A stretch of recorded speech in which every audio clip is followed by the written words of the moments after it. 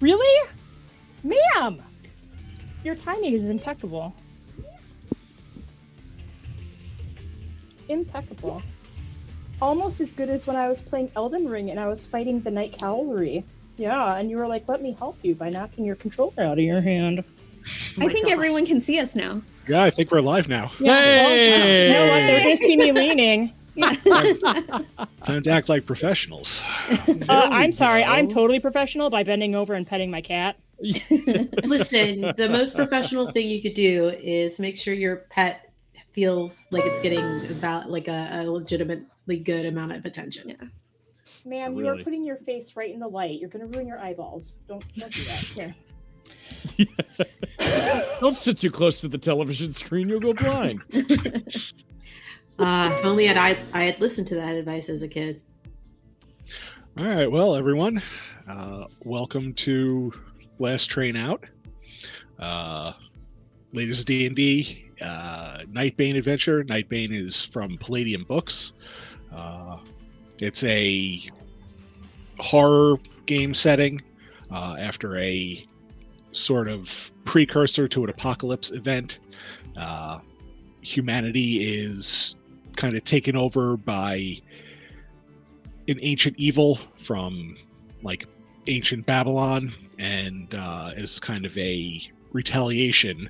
The universe created Nightbane, which are monsters, but not monsters that can transform into weird things to combat them. I prefer the term cryptid. Cryptid, okay. All right, cryptid works. Yeah. Cryptid-esque. Yeah, cryptid adjacent. Cryptid. Cryptid All right, so we're gonna keep introduce myself. My name is Kevin. I'm going to be the game master. I am Mjolnir Press on Twitter, and I think I created an Instagram account with it recently. I've been running TTRPGs for over 20 years now. The Palladium systems are pretty much my bread and butter, what I've been doing since a friend of mine found a rulebook in the locker in high school on the last day of school and introduced the rest of my friends into the wonderful world of TTRPGs. Awesome. Yeah, That's a cool story. it's definitely been a weird ride, that's for sure. All right, who would like to go next? I don't know what the layout looks like, so I'm just going to go for it. Hi, everybody. I'm Aki. Today I'm going to be playing Harley Pittman, who is young and brash and impulsive, and is definitely not going to cause anybody any stress or problems, ever. 0%. They're going to be the picture of perfection. You can find me on Twitter and Instagram at MixGenie in a Bottle. That's MXGINIINABOTTLE. Yeah, I'm excited to be here, and I'm really excited to play with all of you all. So, yeah, let's have fun.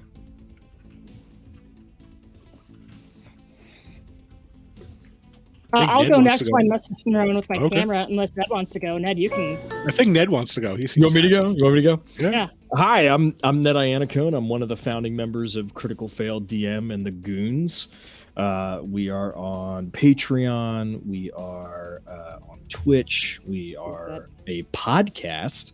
We are currently going through. We're currently going through the Curse of Strahd campaign, and you can find us where you can find all podcasts, and that's Critical Fail, spelled FAYLE DM and the Goons. And I'm super excited to be on my first Ladies of D&D stream.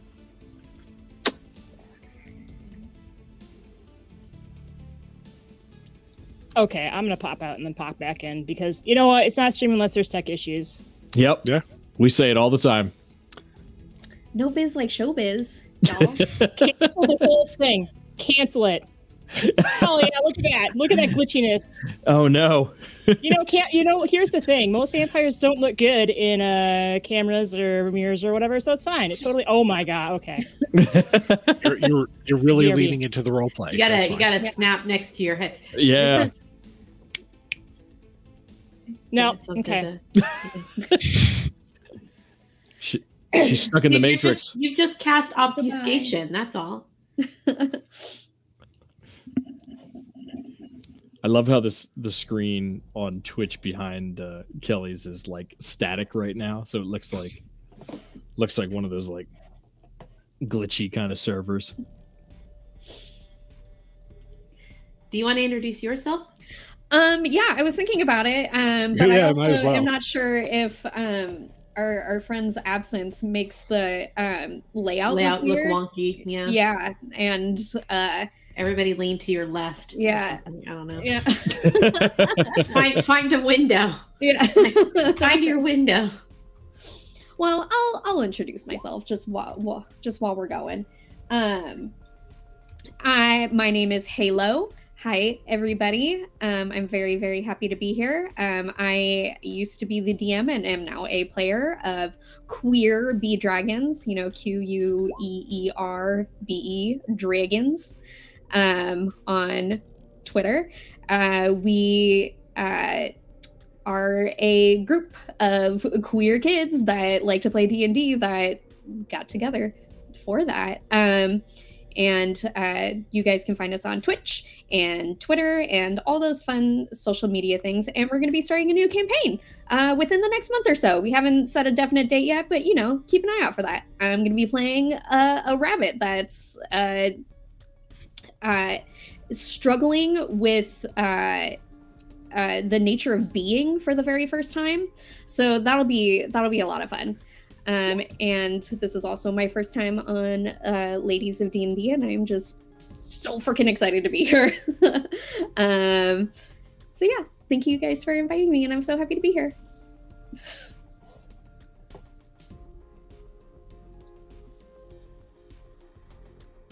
That works. Whoa, where'd that come from? No, I'm kidding.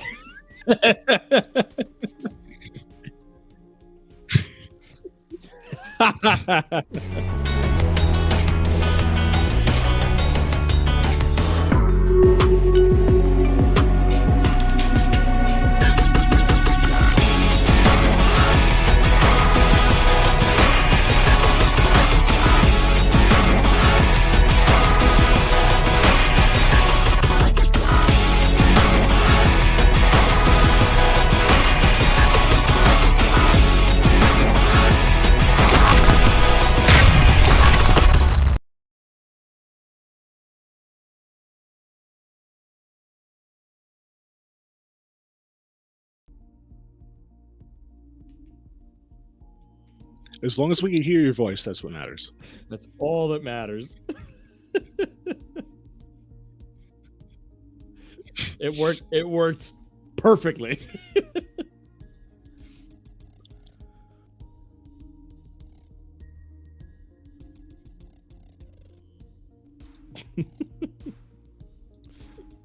80% of the time, it works all the time. All right, so we ready to jump into the magic past? Oh yeah, let's do it. Because this game is set in the far-off time of 2006. Oh, I got chills just thinking about it. Oh, when I was young and had a better liver. I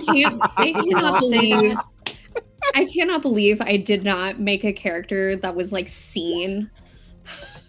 I mean, I kind of ended up making the scene kid, if you think about it. Okay, there we go. Perfect. I'm still blurry. What is happening? You keep casting obfuscation? Yeah. I guess, but like this is wild. Did you rub Vaseline on your camera again? I did, because I'm trying to make myself look younger. Well, That's what they do in soap operas. Well, now that the cameras are working perfectly 100%, as we always like them to be. 100% of the time, not 0% of the time. All right, so we fade in to hear the sounds of shouting and gunfire in the distance. The yells are muffled by thick stone walls in the room. We see a middle-aged woman sitting on a straw bed with her eyes closed. In the room, the sunlight is streaming in through a barred window off to the side. You see a crude sink and toilet in the room, and a barred door leading out into a hallway. A far-off explosion causes dust and debris to rain down from the ceiling in the small room. You hear voices outside the cell door, frantically speaking in German. The door begins to open, and we see two men dressed in all-black military uniforms enter the room with pistols drawn. One of the guards motions towards the woman with his gun to get up. She hesitates and stares at the guard, who begins to shout at her in German. Another explosion is heard outside, and now the sounds of gunfire are getting closer. The guards take a few steps towards the woman and reaches out to grab her. She looks up at him with sad eyes, and the guard is propelled out of the opening of the cell like a puppet on strings and slams against the far wall. The other guard points his gun at the woman as she turns to him. The smile comes across her face as the guard's head is wrenched violently to the left and his body falls limp to the ground. A few moments later, a young man in an olive green uniform arrives at the door. Another man runs up behind him. The first man says in English, "Hello, I am Lieutenant Jack Cole with the OSS, and we're here to rescue you." Oh, snap. The woman looks at him confused for a little bit. The other man begins saying the same thing in Polish. The Jack Cole smiles and asks, "You are," and right as that happens, an explosion rocks the area, and we're not able to hear the name of the woman. She nods yes and stands up smiling. She walks over to the two soldiers, and they walk out into the hallway, guns ready to try and get her out. So we jump 60, 50 years into the future.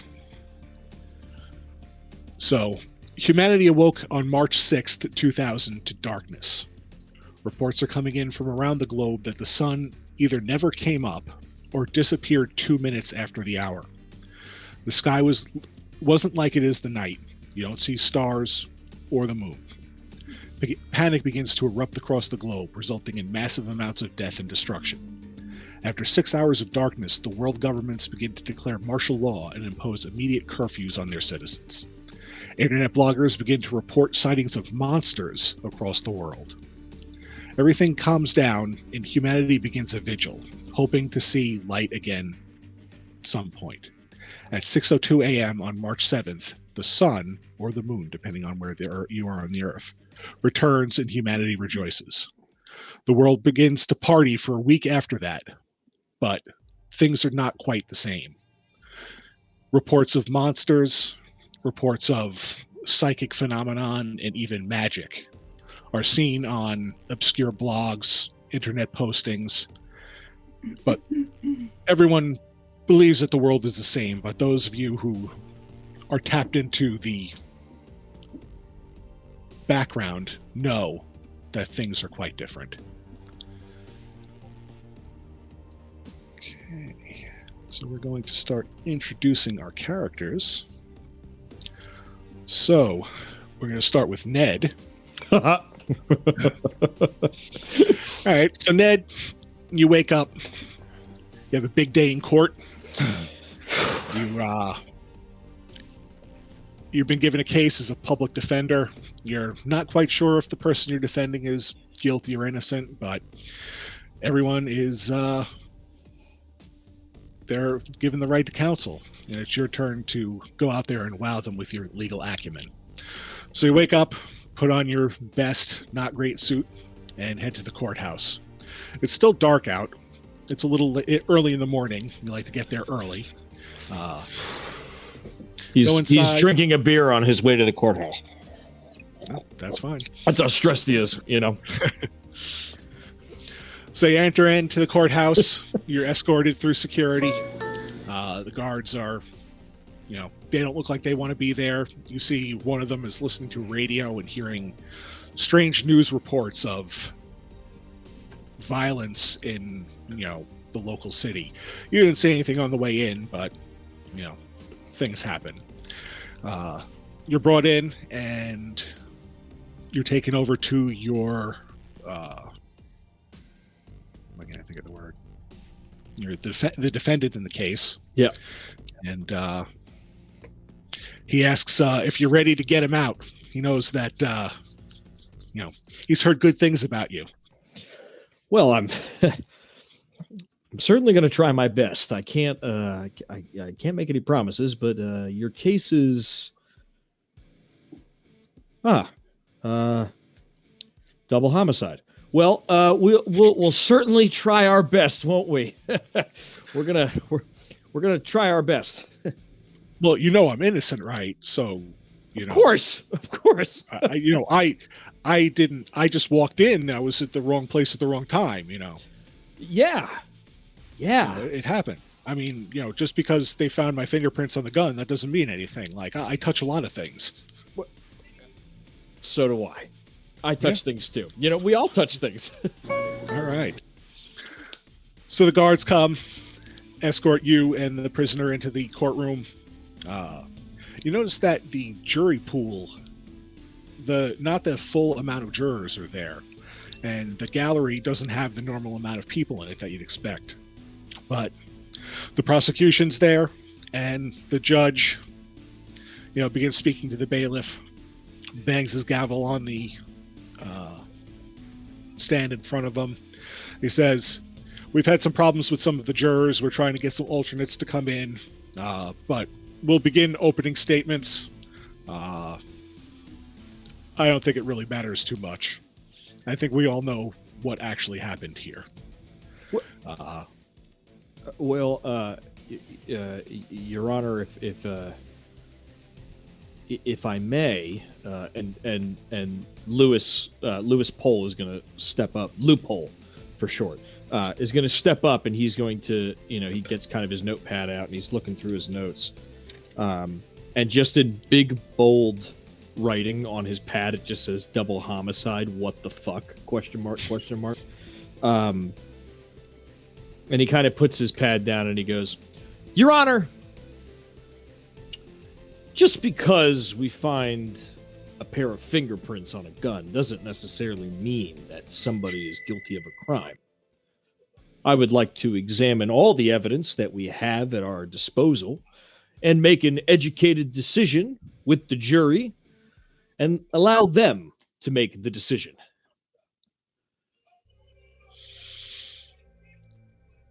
Okay.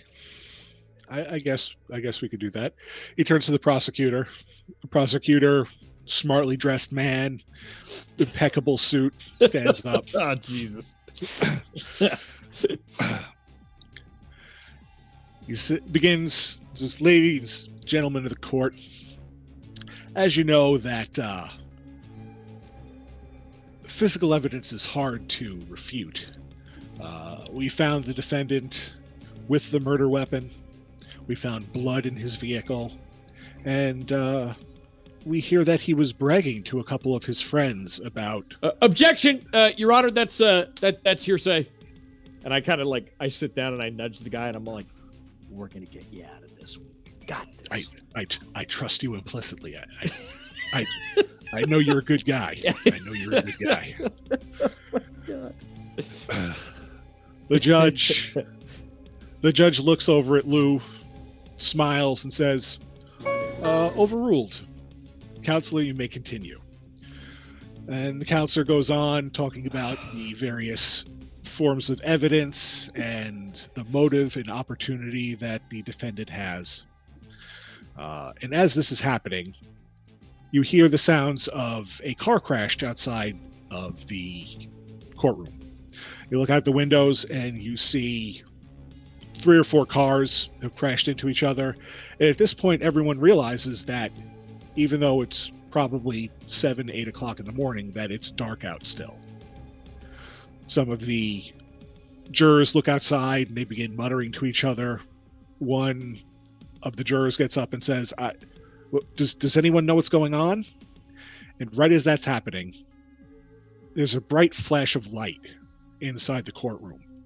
And standing where Loophole was is a tall, fiery angel standing where he used to be. Everyone in the courtroom gobsmacked. They have no idea how to react. Some people begin running away. The bailiff pulls out his gun and aims it towards Lou and tells him, "What are you? What's going on?" And this giant Gregorian angel form just looks at the bailiff, slowly turns to the person that he was defending, and looks at him, and almost looks like he looks through his soul for a second, and just goes, "You have the soul of sin." And with one hand brandishes this huge sword of just fire and cuts him in half.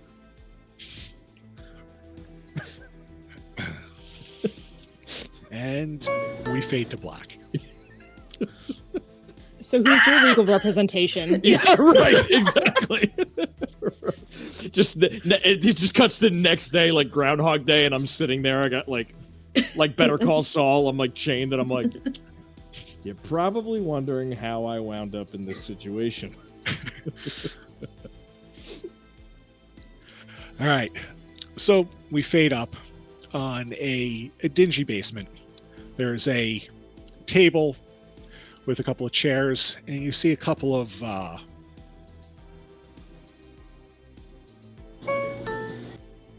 not normal looking people. Very pale skin, kind of sallow eyes. One of them is dressed like a stereotypical biker. The other person wearing a nice business suit. And we see another person, Shane Halsley, sitting at the table. And they're all talking about hearing mumblings that the ancient enemy is looking to begin their invasion. That there is a cosmic convergence that will lower the barrier between our Earth and the Nightlands. And they believe that they should do something about it.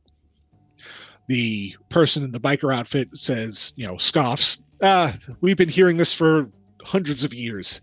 This is never actually going to happen. I don't understand why you keep calling us together for these things.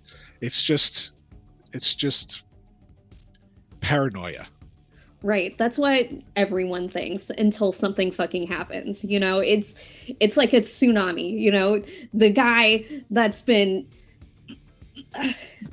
crying tsunami for 6 months is crazy until the day the tsunami hits. We need to go. We need to figure out what's going on over there, and we need to nip it in the bud before a tsunami hits. Stop the tsunami while it's a little bitty wave. The man in the suit, I agree. Yes. But unfortunately, we need information, and we don't have any information. We can go out and do all kinds of, reconnaissance and surgical strikes, as they say in the business. But if we don't know where we're going, then we're just wasting our time. Are we? Or, we could go there and we can find shit out while we're there. We just have to be there. Everybody is just too scared to just go in and do what needs to be done. We should just go. Well, where do you think we should go? Where, if you have this all figured out, where do you think that we should investigate first?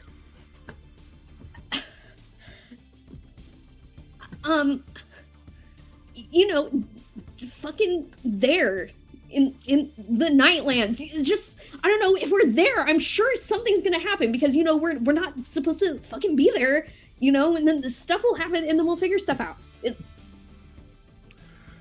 Well, that the expenditure of energy to be able to get between here and the Nightlands is vast, and the only way that we would be able to send anyone over there right now would require a lot of loss of life. Are you willing to have that blood on your hands? If they agree to it. Because, you know, like when shit hits the fan, how many more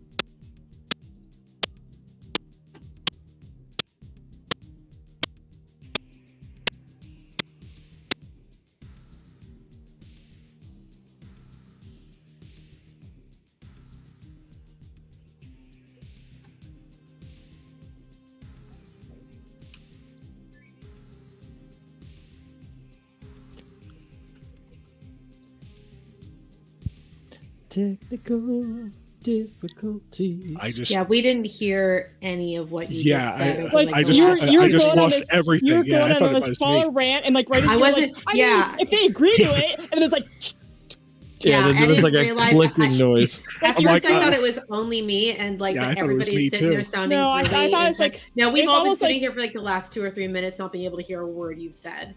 And then I was like, well, at least it's not hitting me with the tech issues, so you know. We can't. We can't. Can you not hear us? We can't hear you. Yeah, we can't hear you. You can't hear us. Technical. Okay, cool. That was not me losing my mind. All right, I was. Okay. I just concerned assumed it was 'cause- mine because I'm. Nope, none. Like we. Now? You guys hear me now? Yes, we can hear you. Yeah. I Yes. hear you now. Dude, my shit be breaking. Sorry. It's What the I first w- episode. That's where everything comes out. Absolutely. what I was saying with my impassioned speech, what I was saying is, if they agree to it, then, you know, yes, it will suck, but you know, how many more lives are going to be lost when shit hits the fan, right? So it's a fucking sad sacrifice, and we will honor that by saving so many more goddamn lives. What are, you know, like that, when the day comes when everybody's fucking dead, we're gonna be like, why didn't we make the sacrifices that we needed to prevent this?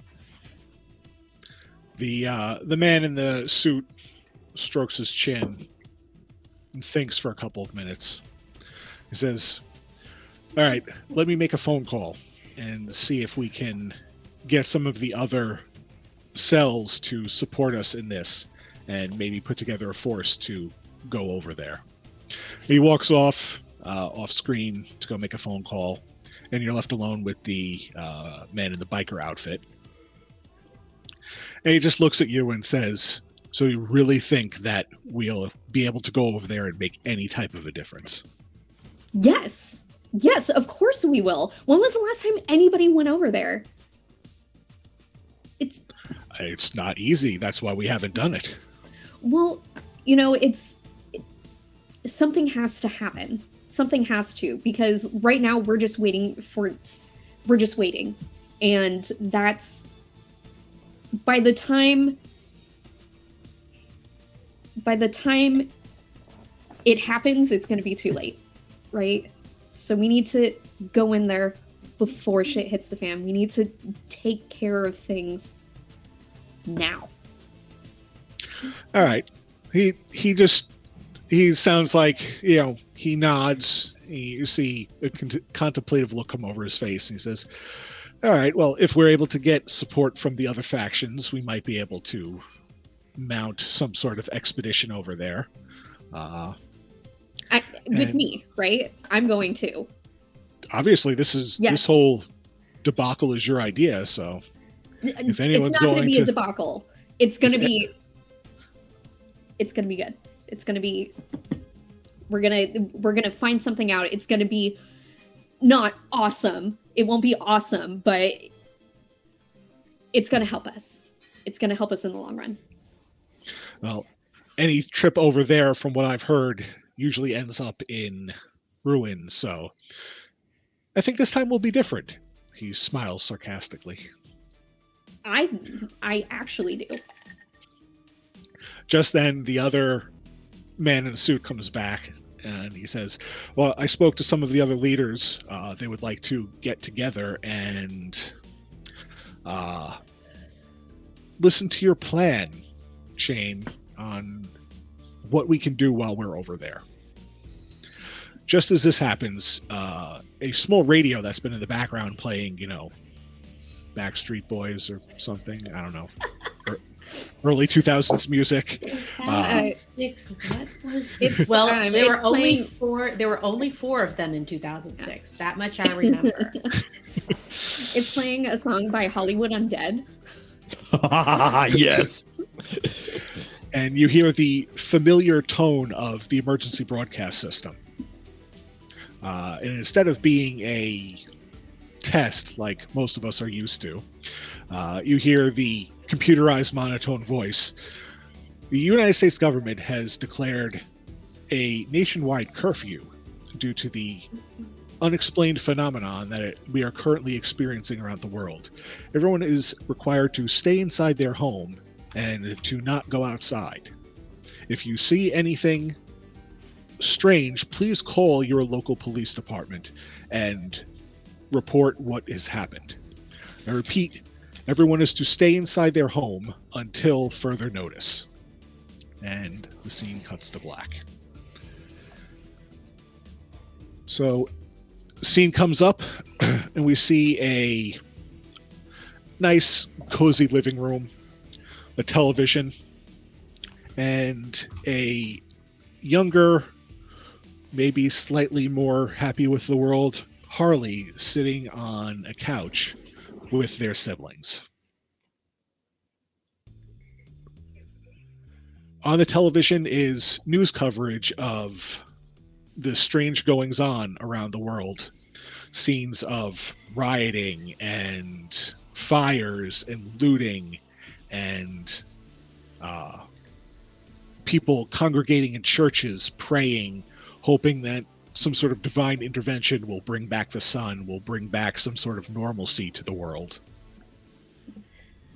I think Harley has been trying to flip through the channels for like the last 2 or 3 minutes to find something that's actually appropriate for their siblings to watch. And like, I'm guessing like every channel is this. Yeah, pretty much. I'm sorry. I am trying to find you something to watch. Maybe we can do a movie instead. I want to watch Toy Story. Is that out? You want to watch? Yeah, you want to watch Toy Story? We could watch Toy Story. No, we can do that. Do you want to watch the second one, or do you want to watch the first one? I want to watch the first one. It's better. Okay, cool. We're gonna watch a movie. The Claw. Maybe we can we can get you some popcorn. I think we have bagel bites in the freezer. Want to have bagel bites? Yes, bagel bites. I love bagel bites. Great. You set up the you set up the DVD player, and I will preheat the oven. Okay. Don't watch this stuff. Okay. Set up the DVD player. Okay. All right. So Harley walks into the kitchen and begins getting the popcorn and bagel bites and various snack foods and everything ready. You look out the window and you see the street is mostly empty. You see a couple of abandoned cars, lights on in all the houses. It's just a very eerie view. You're used to a very nice, quiet neighborhood. All the neighbors kind of talk to each other. They all know each other. You guys had a block party just a couple of weeks ago. And, you're worried that maybe some of the neighbors might need help. That there's a elderly man that lives a couple of houses down. His kids haven't come to visit him in a while. But, that you also have your younger siblings here to take care of.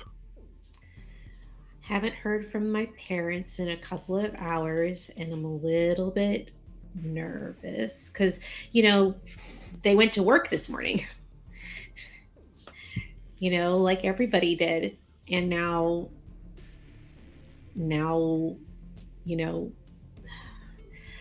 it's fine. Everything is fine. My parents are fine. I'm going to make my kid siblings, something to eat while we wait for our parents to get home. And the sun's going to come back up. It's all going to be fine. It's something weird is going on. And like Harley, I think, is giving himself a little bit of a pep talk in the kitchen while they're like getting everything ready. And then they head back into the living room. All right, so you see that the movie has started. Your siblings are able to get the DVD player turned on. They put the television on the right input and everything. And you settle in to watch the movie. You hear the sounds of sirens in the background far away. Every once in a while, you hear sounds that might be gunshots, might be cars backfiring. You're not quite sure. And, you know, after a couple of hours, the movie ends. You still haven't heard from your parents yet. But you hear a weird sound coming from the backyard, like a scratching on the door.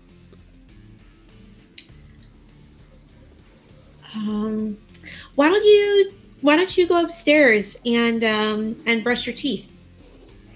Get ready for bed. But Mommy and Daddy aren't home yet. Why would we go to bed without them? They're probably going to come home and they're going to be really, really tired. And you know how proud they're going to be that you went to bed all by yourselves? Like, they're going to think you're so grown up. Okay. I guess, yeah. I want to be a grown up. Yes. We want to be responsible like you are. You go upstairs and I'll be up in just a second to check your teeth and tuck you in. Okay. Okay. So they scramble up the stairs. Remember not to swallow the water. Don't spit it out. Oh, okay. You hear the sound of running water upstairs. They're 100% going to. And then, Harley kind of like pulls their like Nokia phone out of their back pocket and like kind of creeps towards the back door very slowly, and like their fingers are like hovering over the 9 on their Nokia phone and like just kind of inching forward. So you hear more scratching at the door, but the backyard is dark. The lights aren't on, but you don't hear any other noises besides some scratching. Hello? Gotta warn you. I know how to call 911. That's not intimidating, Harley. That's not intimidating. Okay. Harley is the back door is probably attached to the kitchen, so Harley like goes into one of the cabinets and pulls out their mom's prized cast iron pan. And like very, very slowly kind of just pulls the door open like an inch, like just to kind of peek through it real fast. So you look outside into the backyard and you notice that there are some like scratch marks in the dirt around the stoop. And, looking at the back door, there are some gouges. They don't look like they were made by like a cat or a dog. Like they're probably a good inch and a half thick scratches across the back door. Oh shit. What was it they were saying on the news? Shit. Okay. They close the door again and like they lock it and they like pull open the little curtain of like from the window, and like they're just kind of peering through to see if they can see any movement out there at all. So you sit there for probably good 5-10 minutes. You hear the water running upstairs, you hear the toilet flushing, the sound of feet running across the hallway into what you're assuming is their bedroom. And you think you see something moving in the back of the backyard. It looks like it's bigger than a dog, but it's a strange, not shaped like a dog, like if a dog with, say, maybe tentacles sticking out of its back and it's digging through the ground. They will unlock the door and open it, and they will come as far out as like the front step and just kind of yell, "Hey, get out of here! Go away!" So you see the thing stops and looks towards you. Oh no! In your mind, you Listen. hear an otherworldly 16 voice. years old. I agree. says- Oh. The voice says, "Ooh, fresh meat." And you see as it begins bounding towards you. The last thing that you see is it jumping up in the air, and everything goes dark. You wake up. You don't know how long it's been. The sun is out. You're laying in a nice, like, sterile room. You look around and you notice that you're in some sort of morgue. There are bodies and body bags all around you. You look down at yourself. You felt the claws scratch into your chest, and you look down and you look fine. What the fuck? You try and remember back to what happened. You remember something about kids, something about some sort of strange animal, and that's it. You try and think back what was happening, what was going on, and you can't seem to remember anything. Everything is hazy.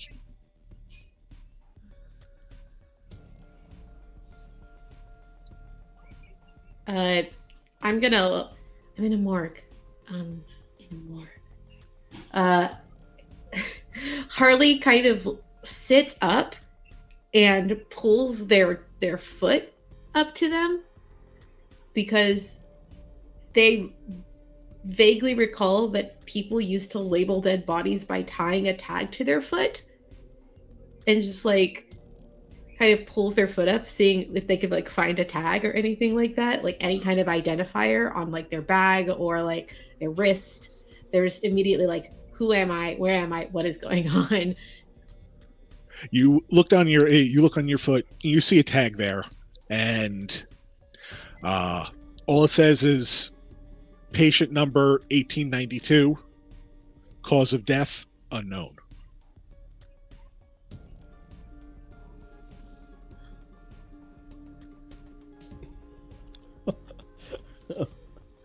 So you hear you hear sounds coming from the hallway outside the door. And the door opens, and in walks what you can only describe as some sort of alien. They look like a human being. They're shorter, all white skin, all white hair, kind of buggy eyes. And they turn to you and say, "Don't be frightened. You've been in a accident and your life has changed. You are one of us now. I'm sure you have questions. I'm sure you want to know what is going on, but the world as you know it has changed, and you have changed with it. You have been given a second lease to be able to fight back against the evil that is trying to take over the world. I would like you to come with me." Okay. May I have some clothes first? He reaches over, takes some scrubs, hands them to you, politely turns around, and says, "Let me know when you're ready to go." They like quickly pull on the scrubs and like, I'm ready. All right. So you walk out into the hallway, and you see there are rows and rows of gurneys with body bags on them. Probably hundreds of them, lining the hallways, lining the floors. What is this place? Oh, this is the local morgue. You died. That much I figured, because I'm in a morgue and I woke up in one of those body bags. But what? How did you know I was going to wake up? Who are you? What is this place?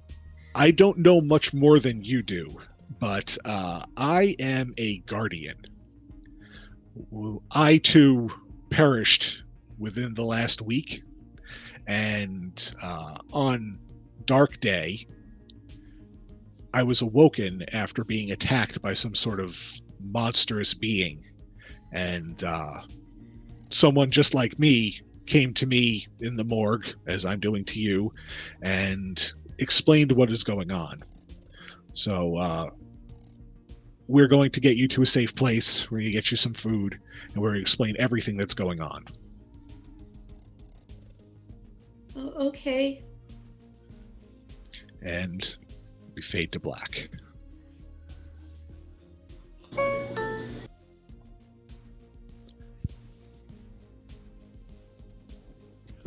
Oh man. Don't worry, it's just like Shadowrun. Just they'll give you the NES Super Nintendo cartridge. They'll be like, so this is basically what happened. You wake up in a morgue. I was like, huge Shadowrun vibes going on. All right, so we fade up on a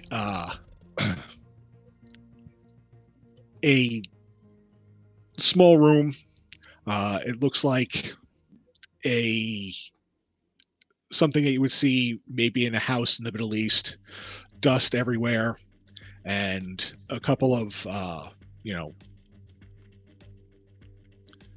intelligence agent-looking people sitting around a table. You see Joanna Ingram sitting there with another woman and a man, and they're looking over maps of the area. So the man points to a spot on the map and says, I believe that the insurgents were hiding in this building. If we go there tonight, we might be able to do some reconnaissance and have someone from the Special Activities Bureau come in and neutralize the threat. I mean, it feels like everything's ramping up. Like the reports that we've been receiving is just, if we don't, I'm in full agreement. If we don't strike now and get what we can, we're going to be even more on the back foot than we already are. That's why we're here. Well, I know that we're not the heavy hitters. We're the ones that come in and scope the place out. Our intelligence from our local sources show that there shouldn't be that many people there now. We can probably gain access to the shop through one of the back doors and just look around. If we can kind of map out what's in the building, they'll have much better chances of being successful when they go in. All right. I put on, I'm checking our gear over. We're like he said, we're normally we're more the intelligence group. Not necessarily Black Ops, Special Ops, but I'm going to try and make sure we're as prepared as possible. I start handing out the combat vests with all the pockets and the loops for the different tools we might need. I gingerly hand them some automatic pistols, get some clips in there, give them some silencers. Be like, I mean, in case things go loud. Hopefully, if that happens, then we're in some big trouble. But we're all professionals. We know what we're going to be able to do. So you put on your clothing. You put on some robes to cover up your tactical gear, so this way you're not completely just found out as soon as you step out of the building. Right. You open out onto a loud street.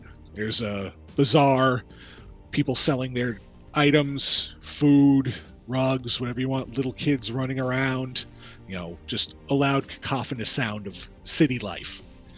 You go down a couple of blocks and you come across the building that you were looking at the plans for just, a couple of minutes ago. It looks like the building is abandoned, though. You don't see anyone inside of it. So the man says, all right, you two go around front. I'm going to take a look in the back and see if I can find a secondary entrance. All right, we'll scope out the front. It looks abandoned. Maybe there's some sort of egress we can grab up here if you don't find anything around the back. Yeah, hopefully. I mean, there's a couple of windows up on the second floor, it looks like, so maybe we can, maybe I could climb up there. You see that he pulls out a little grappling hook. It's like, always come prepared. I look at all of us and we're all kind of like the office schlubs, so I'm like, Godspeed. I give him a nod. All right, so you and the other woman walk around the front, and instead of like a traditional door, it's like the beaded curtain that you'll see. You push it aside, you look inside, and it's a spice shop. You see racks along the walls filled with various spices. It smells very delicious being inside, but there doesn't appear to be any people inside of it. You see that you're in the main area, the main shop room area. There's a little counter off to the side and a door going into the back, which has an actual like wooden door on it. I feel like maybe he should have come with us because I don't speak much of the local language and we're two women without an escort. But let's roll the dice and see how this goes. I start making my way to the counter. I'm gonna buy me some spices. So you look and you see, there's a little lockbox that you assume has money inside of it, a couple of bags to put the various spices in, a little scale to weigh it out. But it doesn't look like there's been anyone here for probably a couple of hours.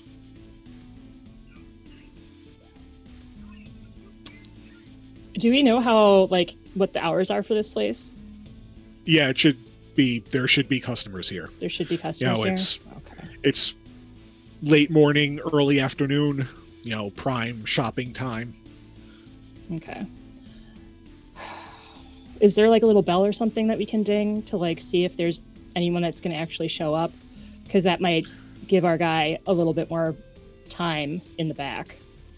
Yeah, you see a bell that's on the counter. Okay. So you ring it, and good 5-6 minutes go by. No one comes out. You think you hear some sounds coming from beyond the door, like maybe the sound of a struggle.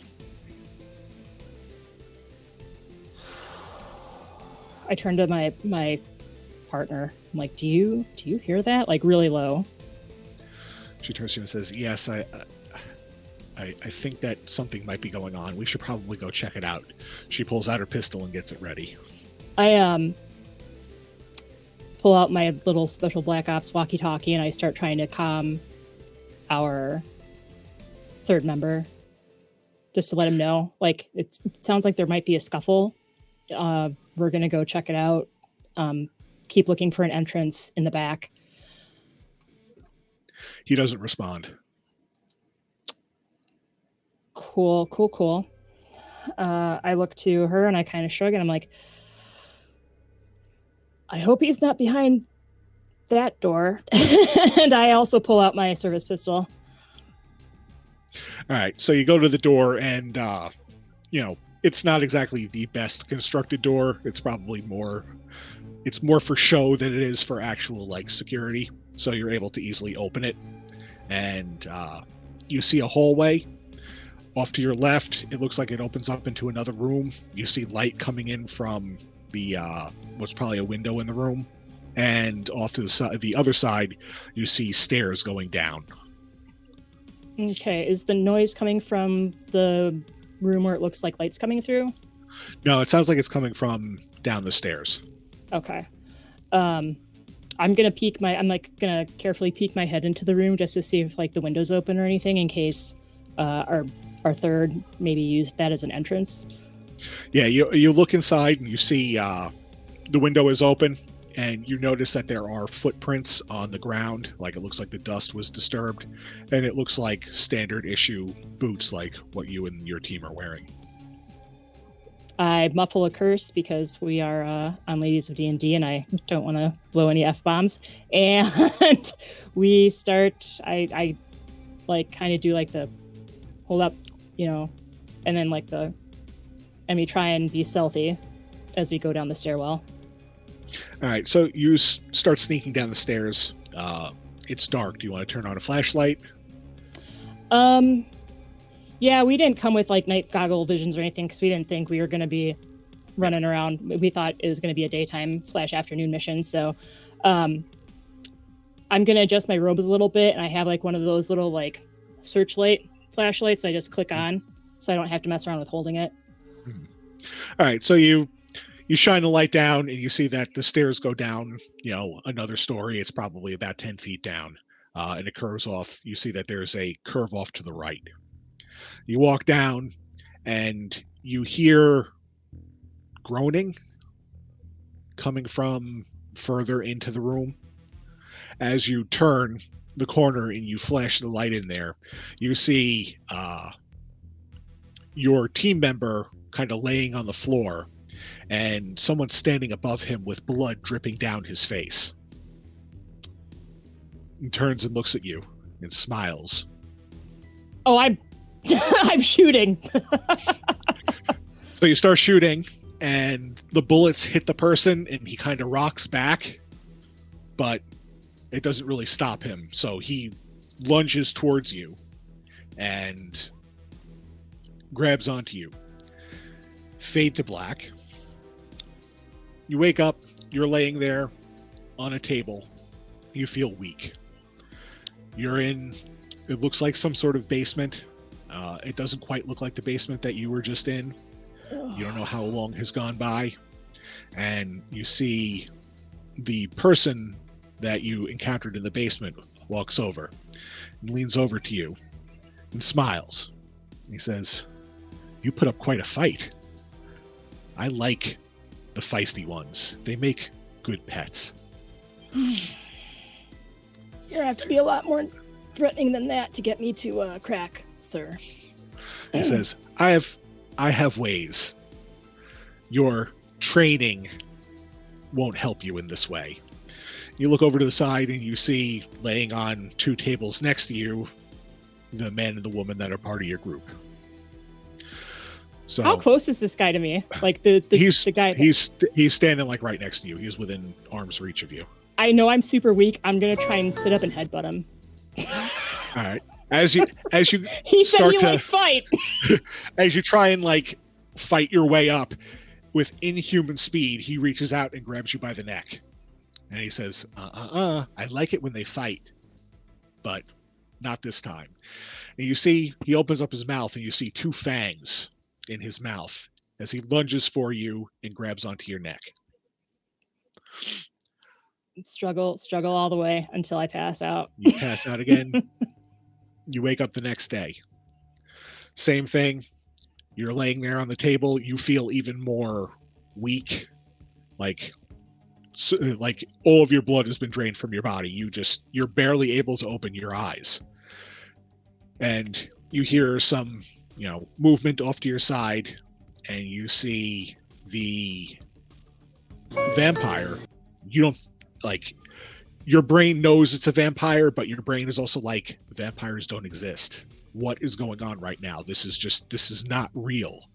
Like, did I hit my head? Did the terrorists have some sort of bioweapon that's causing me to hallucinate? Like, what's going on? And you see off to the side your other two squad mates, but their skin is pale and they look at you and they just smile. They say, "You could join us. Your transformation is almost complete. The master is giving us power. I'm so strong. I can do things that I would never dream of."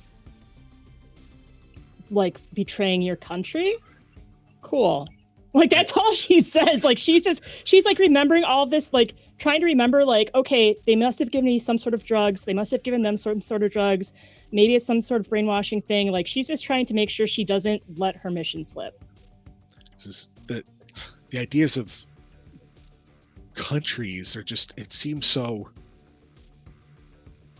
outdated. And coming down the stairs, you see the main man, the main vampire, says, yes, your piddly little countries and ideas, such an outdated methodology of ruling.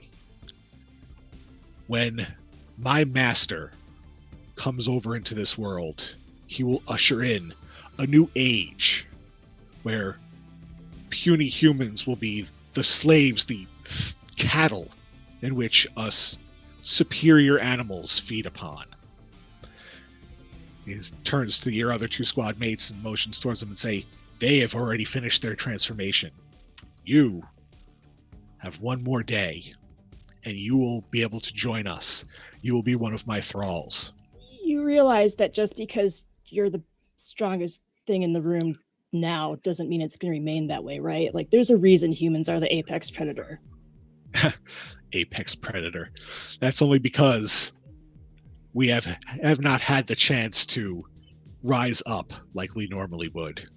But you will finally see what true power is. You will see what it's like to be an apex predator. And he walks over to you and he picks you up by your shoulders. You try to fight against him. You have almost no strength left. It feels like you've been running a marathon for 3 weeks. Your body, you're barely able to hold your head up as he's holding you up. I don't think I'm struggling at this point. I'm just like, I'm verbally kind of struggling, but like, I'm really just trying to distract him to make sure he doesn't try and get any information out of me. So he just says, you have no information that I need. And then it doesn't matter, because once the transformation is over, you will tell me everything I want, because you will want to please me. You will be completely under my control. He moves your head to the side, bites you once again, and you pass out. Day or two goes by, you wake up, and you feel powerful. Like, if you were to take the complete polar opposite of how you just felt, you feel like you could lift up a car, you feel like you could run a marathon, you feel like you could punch through a wall right now. And you see the other two vampires are standing there, they're feeding on what looks like a local. He appears to be dead, so luckily he's not screaming. And the master vampire walks in and says, you're finally awake. Do you feel the power? Do you feel what it's like to be an apex predator, as you say? But you notice that he doesn't seem like, you feel a slight tingling in your brain, like he should be in control, but he isn't. Like, you still feel like you are in control of yourself, that you're able to do what you want. Whereas looking at the other two, you look at them and you're like, they don't have free will anymore. And you feel like you do. Okay. So he comes over to you and creepily strokes your cheek and says, so how does it feel to be one of the superior beings on this planet? It's different as I start kind of like assessing the area to see like what I can do to take him out. I'm so playing along, but... you see to your right, there's a chair, a wooden chair. You could easily smash him with it. You could feel like you could run up the stairs and you could probably be out of the building before anyone knows what's going on.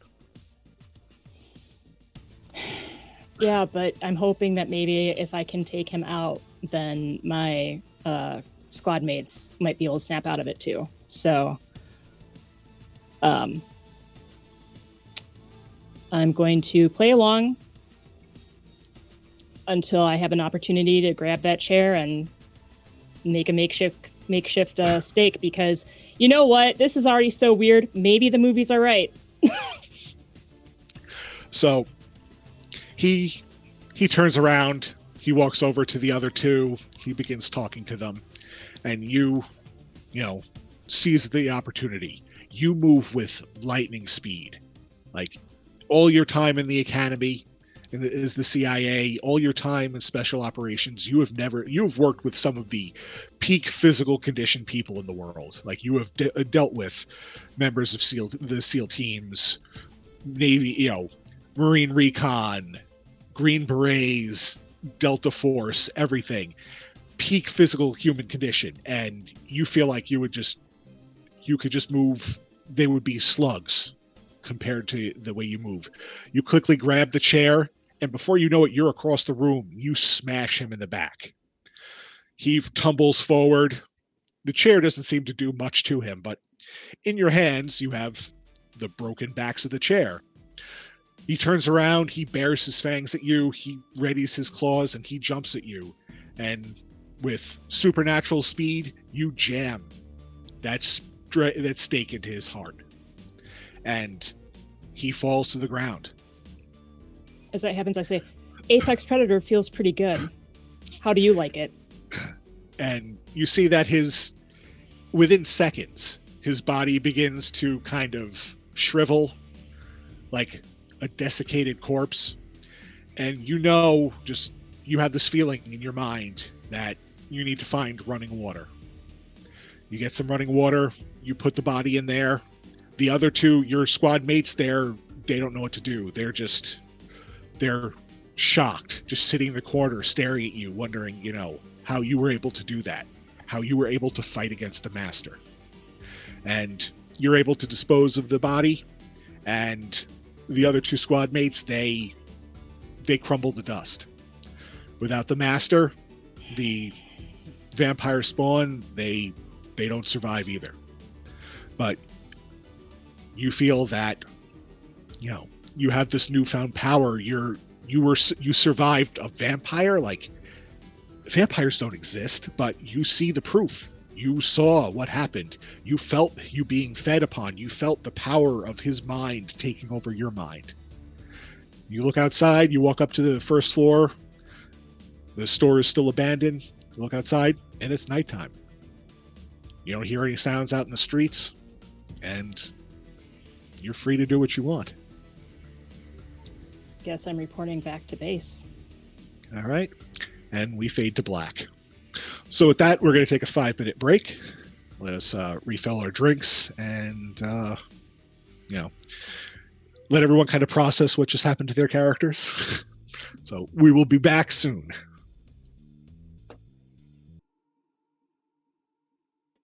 We're just Though, I feel like we're going to naturally find our way to an old woman with a birdhouse. So It's possible.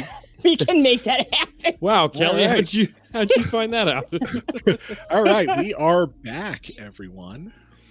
Hopefully you enjoyed the little look into everyone's pasts.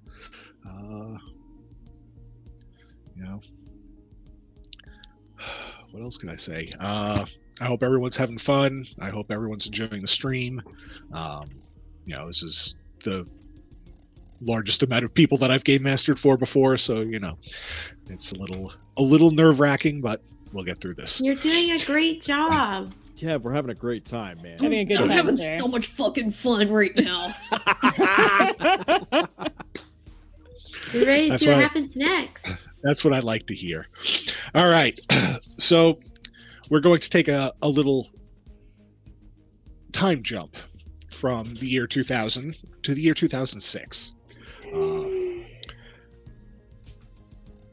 In March of 2000, in this world, the Night Lords, which are, as I mentioned earlier, they're a group of Babylonian priests that became so adept at magic that they're able to literally have control over matter.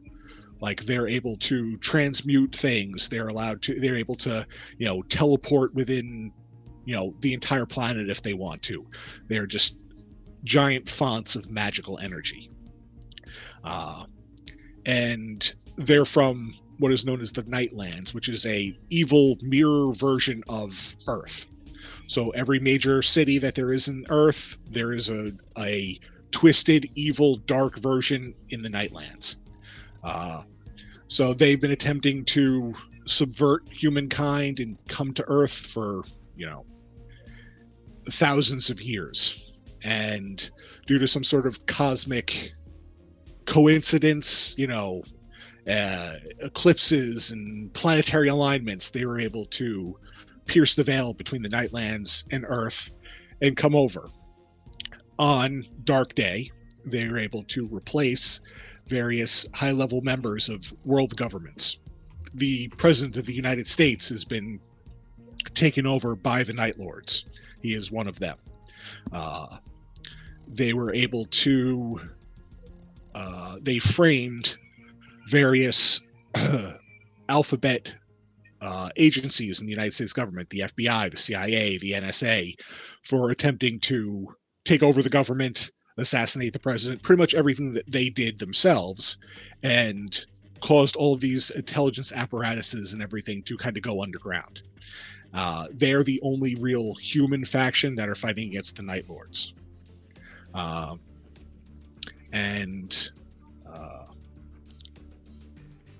They were replaced by the I forget what the name of it is, but kind of like an all-encompassing, secret police, evil, dark government agency that is controlled by the Night Lords, and they're the ones that'll go after people that are trying to fight for the truth and good things and everything like that, and they have accidents. And various other factions have kind of popped up to try and fight the Night Lords. Somewhere written down. So you have the Resistance, which is a faction made up mostly of the Nightbane. They're one of the more militant, one of the more militaristic. They're a lot more about going after the Night Lords and their minions and fighting them directly.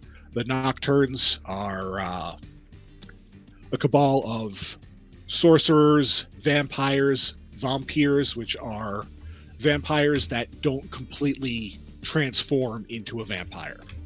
So instead of becoming a thrall to the master vampire and the vampire intelligence that controls all of these vampires, they have free will.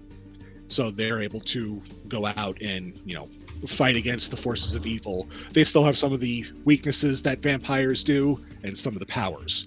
The Underground Railroad is exactly like the one in American history. They try and rescue humans, Nightbane, whoever that are being persecuted, attacked, and sought after by the Night Lords, and get them out and kind of protect them. There's the Warlords, which is pretty much a supernatural biker gang, is pretty much the easiest way to put it. The Seekers, who, they're like the keepers of occult knowledge. So magic has existed throughout, human history, but with the ebb and flow of the magical energies on Earth, in the past it was easier to be able to harness magic and cast spells, and then as time goes on, those magic energies disappear and it becomes harder to get to, cast spells and have these kinds of abilities. So they tend to be more academic. They tend to be more towards, using magic to fight the enemies of humanity. There's the Lightbringers, which are backed by the mysterious Guardians. Guardians are an alien race of humans that are pretty much, when they die, they may come back as a Guardian, and they have, light-based magical powers and everything like that. And then there's the Spook Squad, which is the former U.S. intelligence apparatus that, has banded together to try and fight against the Night Lords, using all of the paranormal information that the United States government has taken over the years since, the United States government has been a thing. So each one of our characters is a member of the various factions. So they're being brought together by the Spook Squad themselves, is sort of a interdepartmental team to try and rescue one of their assets. So, at the end of World War II, the United States government was able to rescue a woman who is, to this day, the most powerful psychic that has ever existed. She was rescued from a German prison camp in late 1944, and she has not aged a day since then. She has been codenamed Baba Yaga, and she is a highly important asset to the fight against the Night Lords. And a week ago, she went missing. She was in a safe house, for a Spook Squad safe house, that was compromised and attacked by the Night Lords, and she was taken by them. So the Spook Squad has reached out to the various other factions to try and get an elite team to go in, track her down, and get her back. Because if the Night Lords are able to turn her or kill her, it'll be a major blow to the various resistances that are against them trying to take over the world. So you're all brought together by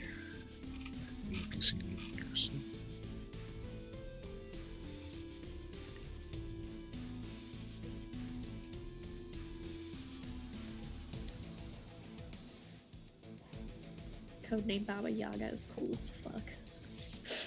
So cool.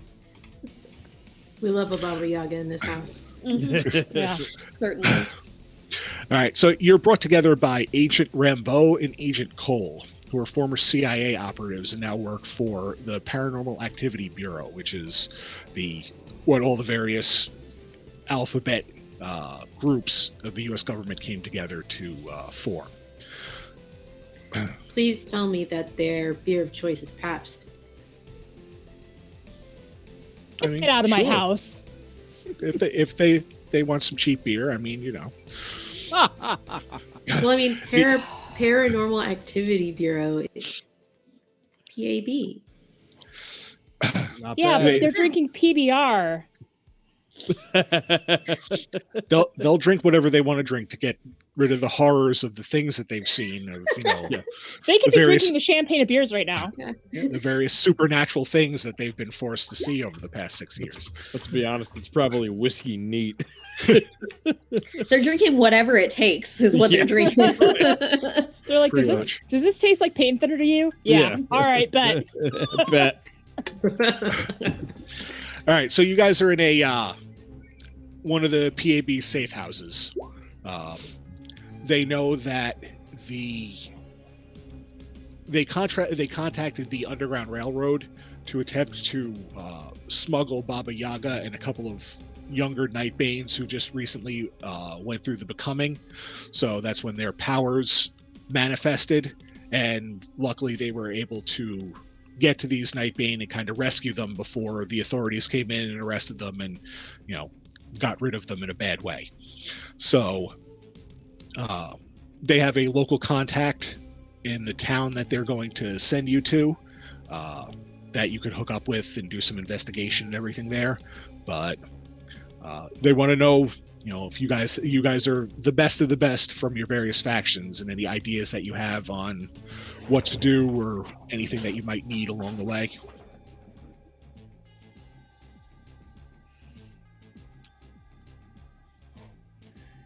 What Lou is gonna kind of step forward and be like, what exactly are we doing?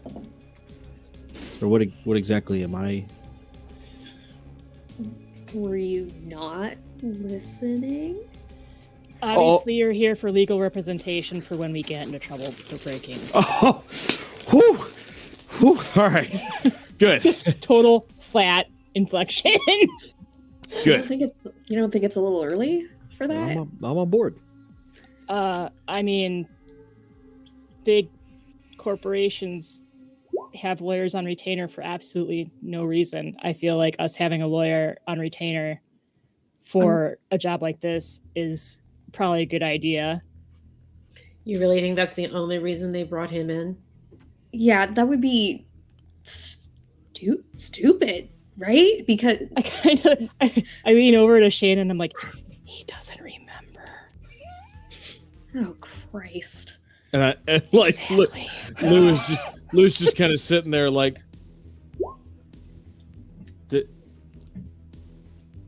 everything all right? Just completely oblivious. Everything's fine, honey. It's fine. Do you have a dossier on Baba Yaga? Like anything about the safe house plans? Who knew about it? Who was supposed to be watching it? Who was running security? And Agent Cole says yes. He pulls out a manila folder and puts it down on the table. Inside, you see that it was a nondescript building. They have, they were in the Memphis area, and they have a bunch of buildings like this set up all across the country, and it just kind of they have some magical protections to try and keep out supernatural as best they can, kind of stop psychic intrusions and stuff like that. But they were able to, they were attempting to transport the 5 assets to another safe house because they had heard some mutterings that this place was kind of compromised. So they didn't think that was true, but hindsight is 20/20, unfortunately. And are we certain she hasn't been murdered yet? Why? Or she's super powerful psychic. Do we think that she's been taken to get murdered, or do we think she's been taken to be used? They would probably try and turn her first.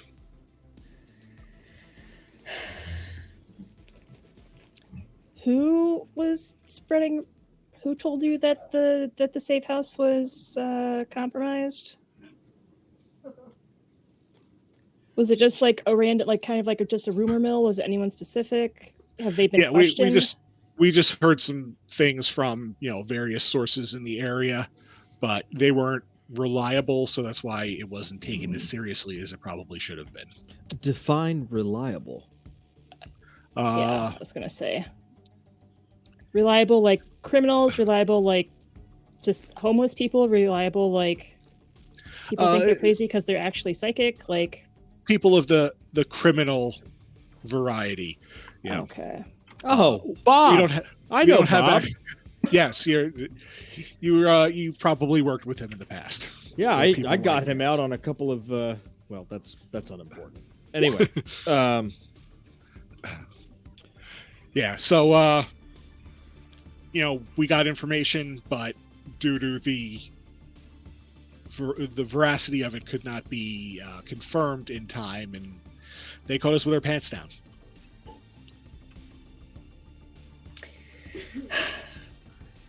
Great. I'm glad that you dropped the ball here and put all this work on us. That's great. Thanks, man. Is the house, is it like cordoned off? Has it been compromised even more than it already has been, or did you guys like set up a no perimeter or a perimeter to make sure that no one else got on site? Or the official story is that there was a gas leak that led to a small fire, and the building has been cordoned off so this way it could be checked for any structural damage. Was there actually a fire? No. Okay, because I was wondering if maybe some of the evidence we're looking for has been burned up. That's why I was asking. Yeah, no, we were able to, once we cleaned up the mess, we were able to get, a team in there to secure it pretty quickly. The assailants got in, took who they were, took the assets that were in the building and got out as quickly as possible. We lost a couple of good men, but it's part of the job, unfortunately. Well, if you can get me in there, if she What, left you gonna talk him down? Well, no. I have this thing where I can touch things and see where they've been. Oh. Like I can see what they do. So if she left anything behind.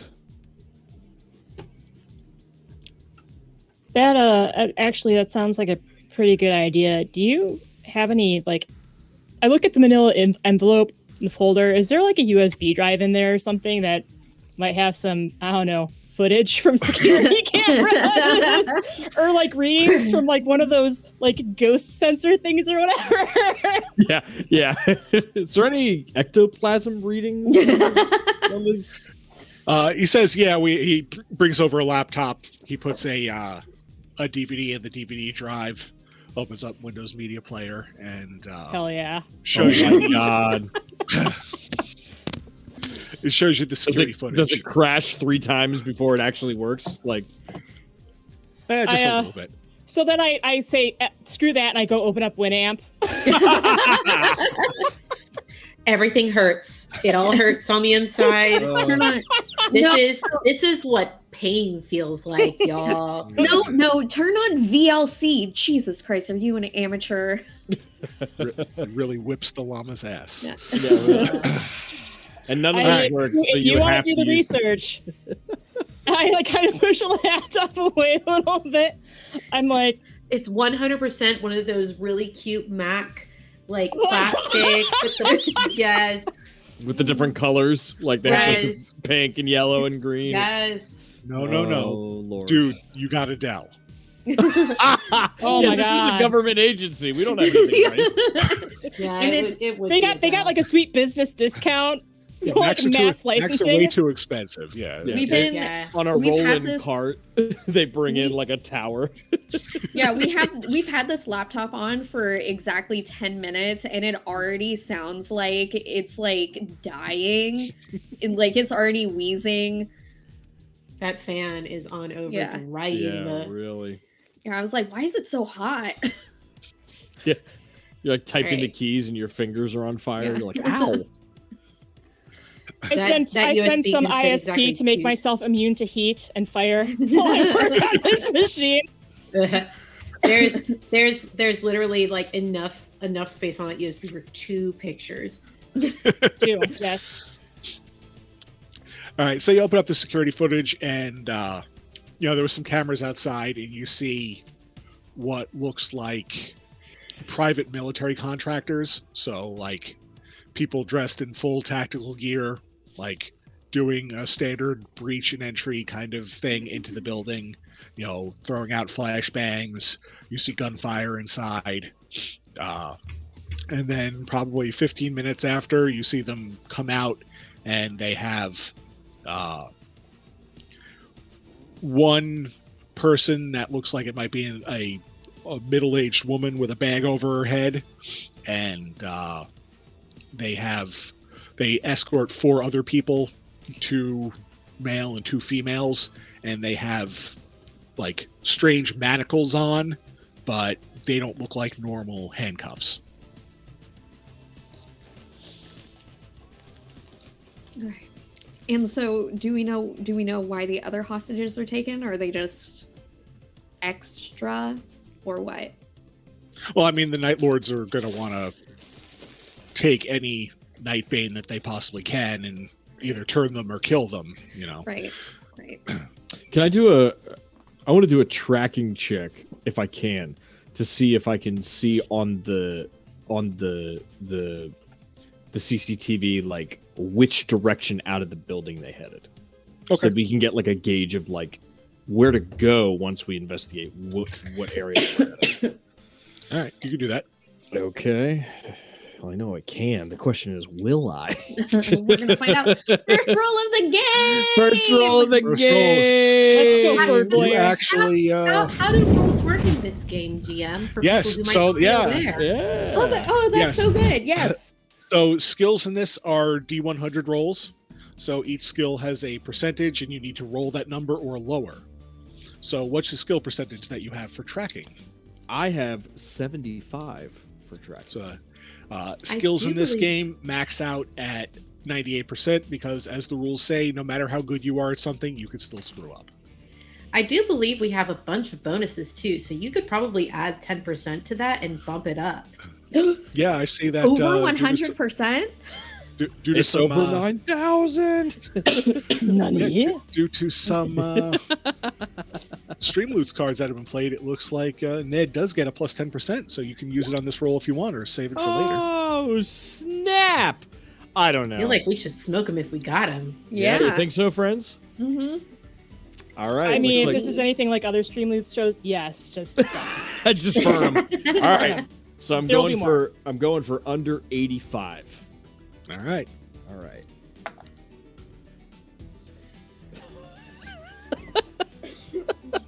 That's the sound of a 90. No, Uh-oh. it's an 87. I kid you not. All right. It's just under. All right. So you take a look, you ask some questions about like which way the cameras were facing. You look at the map that they have of the area, and it looks like that they headed away from the east.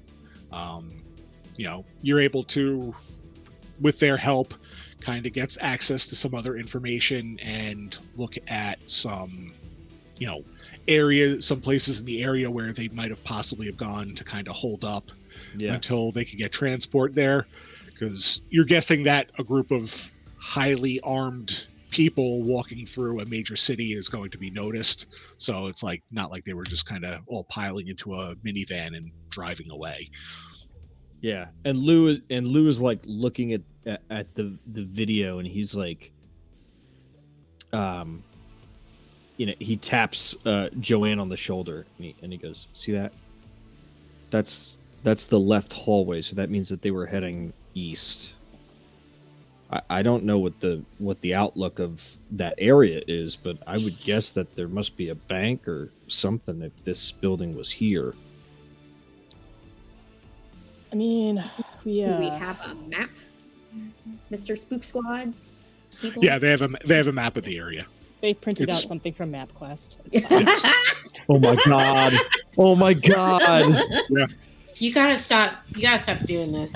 I'm sorry, I'll stop. You can't keep getting away with this cold-blooded murder that I'm you having are flashbacks. performing on screen.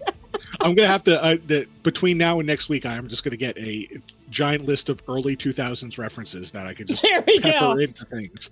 I will quit. I will. I will yeet out of the stream. Aki's like, I don't want anything to do with that time I don't period. want I don't want to. anything I don't want to from that time remind. I period. don't remember what was happening back then. and I don't It's want to very- remember. Right. Very dark time in my life. Those first few years of college, let me tell you, those last few years too. Like I said, I'm pretty sure that my company might have been raided by the Secret Service around that time, so I feel ya. Child.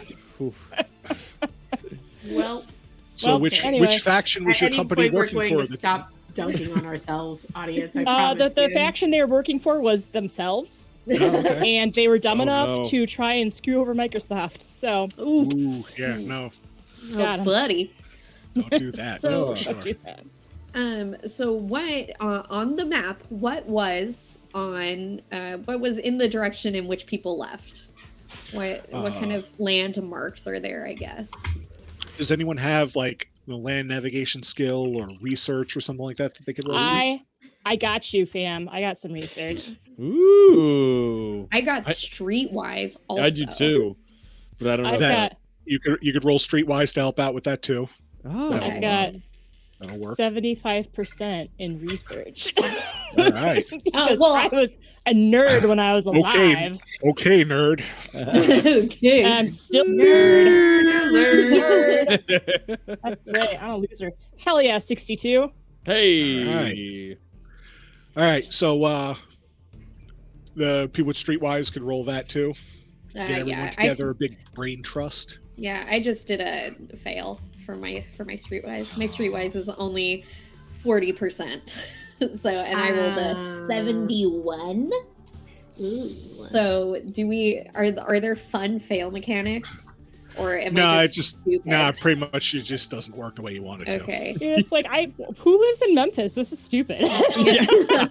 You're like, I fucking fuck this, hate and men. just I walk mean, out. I could bust out my precognitive skills, Yeah. but you know. No, Shane is just like, well, the South is weak sauce anyway. I hate it here. And Lou clocks this, and he's like, what does that have to do with? This place Never is mind. weak sauce. Them's fighting words right there. So while they're arguing about Memphis being weak sauce, what did my research pull up? So looking at the surrounding area on MapQuest, you're able to tell that probably about a half a mile away from where this safe house was is a nice warehouse district. So they could have, easily rented a warehouse in the area, gone there, changed into more normal clothes, put the prisoners inside of a van, and drove off. Oh man, we used to do that all the time. Oh, so you know exactly what's going on then. Wait, Yeah. what? She's a Anyway. squad, clearly. Lou like stands up for a minute. And he's like, I'm sorry. Am I the only one here who had a normal job before all this went down? I was a teenager. This was my job before it went down. I was literally 16 years old. I didn't have a job. I actually used to be babysat. better. I actually used to be better at my job, but dying and coming back kind of takes a toll on you. So I also died and came back. This is the only job I've ever had. Wow. they don't. I mean, they pay okay, I guess. I don't know if You you're get having if you're having payroll issues, we can talk later. Fuck. That's the cost of fighting the good fight, kid. Nobody's got any fucking money. Being a guardian is like real weird sometimes, y'all. Let me tell you. And like at that, Lou's ear kind of perks up because he hears the word guardian, and he just kind of turns and he's like, yeah, it is. Dealing with guardians is weird too, because they always look at me kind of off until they realize that running water doesn't do anything. District warehouse, yeah, they either I'm assuming that they could have actually used that as like a place to change equipment, gear, identities, and then put them in like a U-Haul or a Penske truck or whatever, and just headed out to wherever they're going. So we're already losing time. So what were you doing with codename Baba Yaga? What was she doing with you?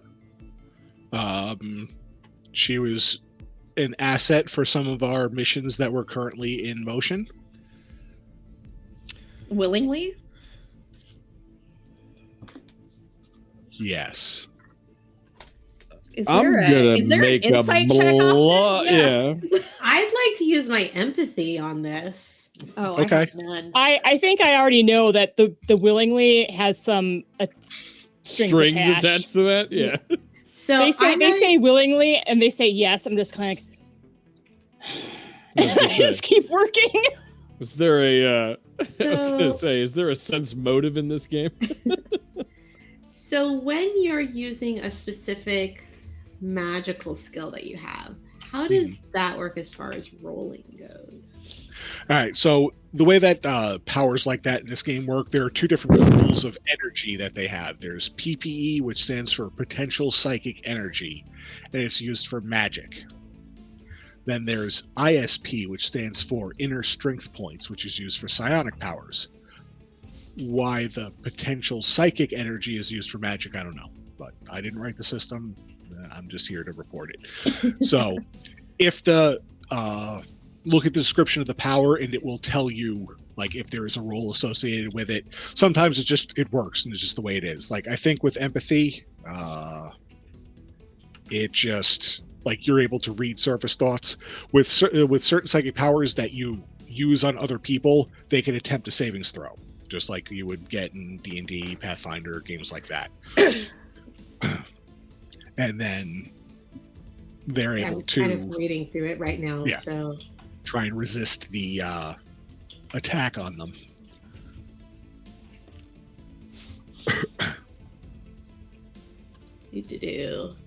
Doesn't seem to say. I have a pool that I think I can spend from. Yeah, you'll have inner strength points that you can spend. It doesn't appear that there's any sort of role that I have to carry out. It's just anything I think within a 10-foot area, and it lasts for 10 minutes. Okay, let's see. Empathy is a psi ability that makes the psychic aware of or feel the emotions of other people, animals, and supernatural creatures. The strongest emotions are easiest to sense: hate, anger, terror, love. Feeling for emotions can often be used to establish that somebody or somebody is nearby, but cannot be used to pinpoint an invisible or hiding person or creature. There is a saving throw involved. Yeah. Oh. Questioning a person being while using empathy can be very handy in establishing how they are reacting to you. Yeah, in my description, it doesn't say what it is, so... Yeah, so psychic powers, the savings throw is the same, dependent on what your level of psychic power is. So if you have no psychic powers, it's a straight 15. So anyone has to roll a 15 or higher to save. If you're a major psionic, then your saving throw is a 12. And then if you're a master psionic, which I think a bunch of you qualify as, it's a 10. So it's when you have that kind of psychic power, it's very hard for someone else to use a psychic ability on you. But I'm going to roll a savings throw for the agent that you're attempting to reach into his emotions and find out what happened. You reach out with your empathy as this question is being asked, and you think you feel a little bit of guilt in the agent's mind, but just as quickly as you feel it, it's gone.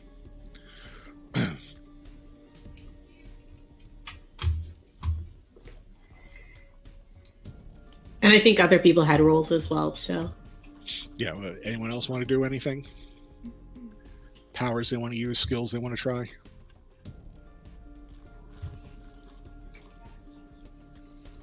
I think I'm good, because like I said, I feel Joanna's like, yeah, no, there's different definitions of willing, and just keeps doing her research. Lou is gonna I'm trying to find a way to do like a I don't know, like personable, you know. He's a lawyer, like literacy is like what it wouldn't be literacy. Give me a let's see. Could it be a charm and press roll? Yeah, if you have it, but that's only if you have Okay. the extraordinary okay. stat in that. Give me a mental affinity roll, an MA roll. So Sure. Roll a d20 and try and get that number or lower. ME roll. Oh shit. Okay. Made it. 11. Okay. So you're able to kind of, lawyer speak your way into getting him to spill a little bit. He mentions that Baba Yaga has worked for U.S. government for a very long time, and she's gotten to the point where she used to just be an asset that no one really cared too much about. But with the Night Lords invading and, some of the things that she was able to do to help the United States during the Cold War, she's a very valuable member of the intelligence services. So, and she also realizes that if she had been left where she was found, she probably would have been killed. So the United States coming in and rescuing her was beneficial to both sides, and she's treated pretty well for someone that in that position would probably be kind of used up and thrown to the side by this kind of intelligence apparatus. Well, it certainly seems like a one hand washing the other situation. Yes. That's why we're so keen on trying to get her back alive. Right. Well, I don't know, Joanna, do you want to go look at where she was taken from, or do you want to try to find where she's headed? I mean, I'm thinking we should probably go to the safe house, because if you do have some sort of ability to read objects, then the PMC might have touched something, or maybe she was able to brush up against something, or the 4 people that were taken with her. I think that's going to be our best bet to see if we can get a glimpse of where they at least thought they were going. If we can't get anything solid from the aggressors, maybe we can try and get some hints from the people that were taken. And because it looks like they just went in and out in about 15 minutes, they might have been careless and left some stuff behind, some physical evidence. So most people are. Well, all right. So if that's what the team wants to do, you can head out. Real quick before we head out, I'm gonna hit the snack machine up. Anybody want to? No, not the time. Oh, actually, I could go for some combos. I'd love a Twix bar. Twix combos. My treat. Yeah, give me a Kit Kat. Fuck. Okay. and he just kind of like down the hallway. As soon as he's out of earshot, I turn to the other 2. I'm like, okay, here's the thing. So he's some sort of guardian, but he doesn't remember exactly what happens when he transforms. And when he transforms, it's like fire and wings and scripture. And I'm so glad I'm not an actual vampire, because it's already really annoying as it is. He does have some abilities that he can use outside of his clearly, right? Flaming, fiery, so sword wielding. Has no one kind of investigated why he doesn't remember? I feel like that would be something that would be within my jurisdiction to do. I mean, that he and I apparently come from the same side of all of this. I mean, I wasn't expecting to run into him here. There's obviously not a lot of trust between. Halfway through the conversation, he pops his head out from like one of the doors, and he's like, "Kit Kat, right?" Yes. Thank you so much. And also, yeah, I would also like a Butterfingers, please. And a Butterfinger. And a Butterfingers, yes. So he goes back in and. So as soon as he's gone, I turn back and I'm like, obviously there's not a lot of love lost between Spook Squad and Nocturnals and Guardians and everyone else, Lightbringers. There's actually not a lot of love lost between me and Spook Squad, but it's where I landed after everything happened, to be honest. So, well, it's not like we always have a choice about who we work with. Yeah, so I'm just trying to give you guys like kind of the information that I have regarding his situation. That's one of the reasons we're bringing him along. But if he asks, unless he actually remembers what happens when he transforms, we're bringing him for legal nonsense, because it actually has come in handy. Keeping it a secret from him? It's not keeping a secret. I've tried telling him, and it seems like it goes in one ear and out the other. I don't know if it's like selective, like blocking of trauma, or he just doesn't pay attention. I don't know. Like, okay, maybe he's not meant to remember. Might be it might be grand design. No, that's stupid. It's not that. I'm sure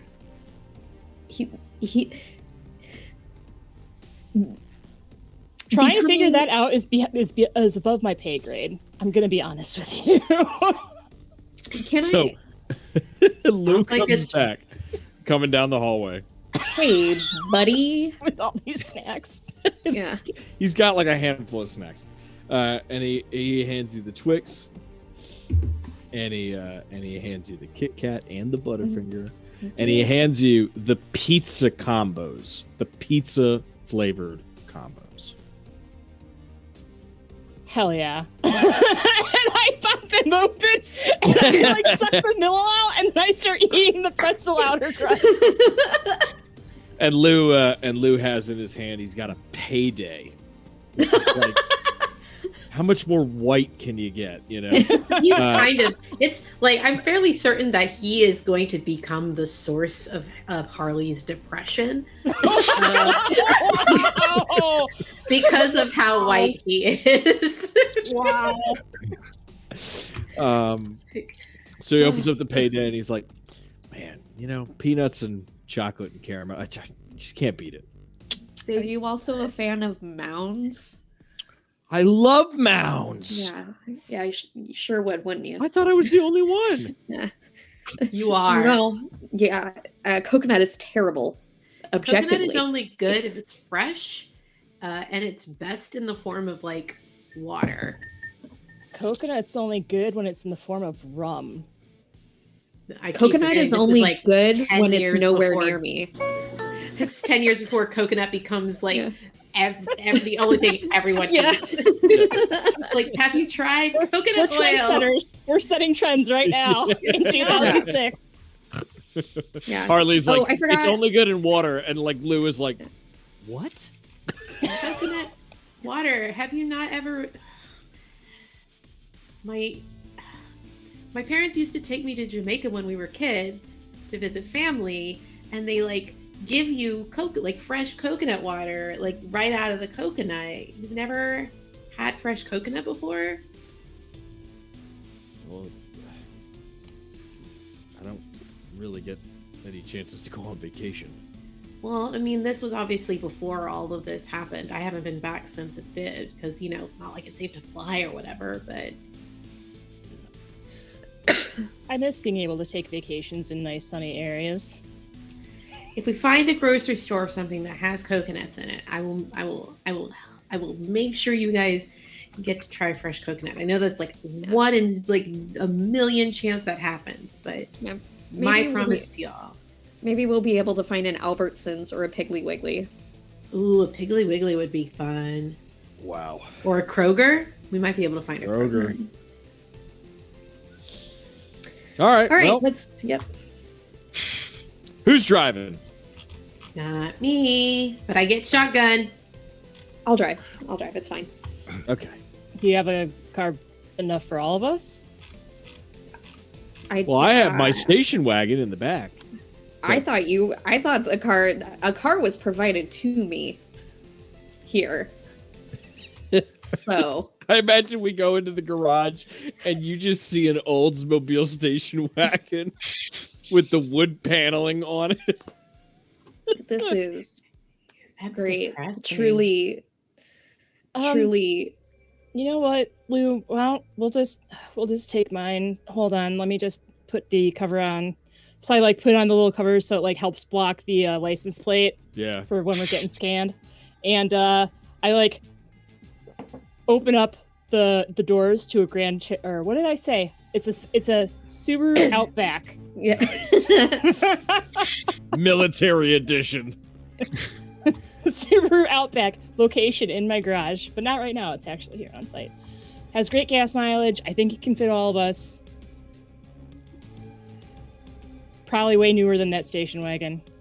Shotgun. Like, already halfway to the car. Already halfway. Yeah. Already in the car. Already in shotgun. Yeah, since it's your baby, I guess. Do you want to drive? I offered to be behind the wheel. I don't have a car. I mean, I can drive it. It's fine. It's whatever. All right.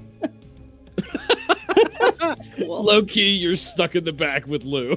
Well, thank you. Yeah. You're like, Shoot me. Why do you think I called shotgun? Wow. That's fine. I have some questions to ask the child anyway. He means well. Yeah. He's doing his best. I've never had a golden retriever before. This is fine. Shots fired. Wow.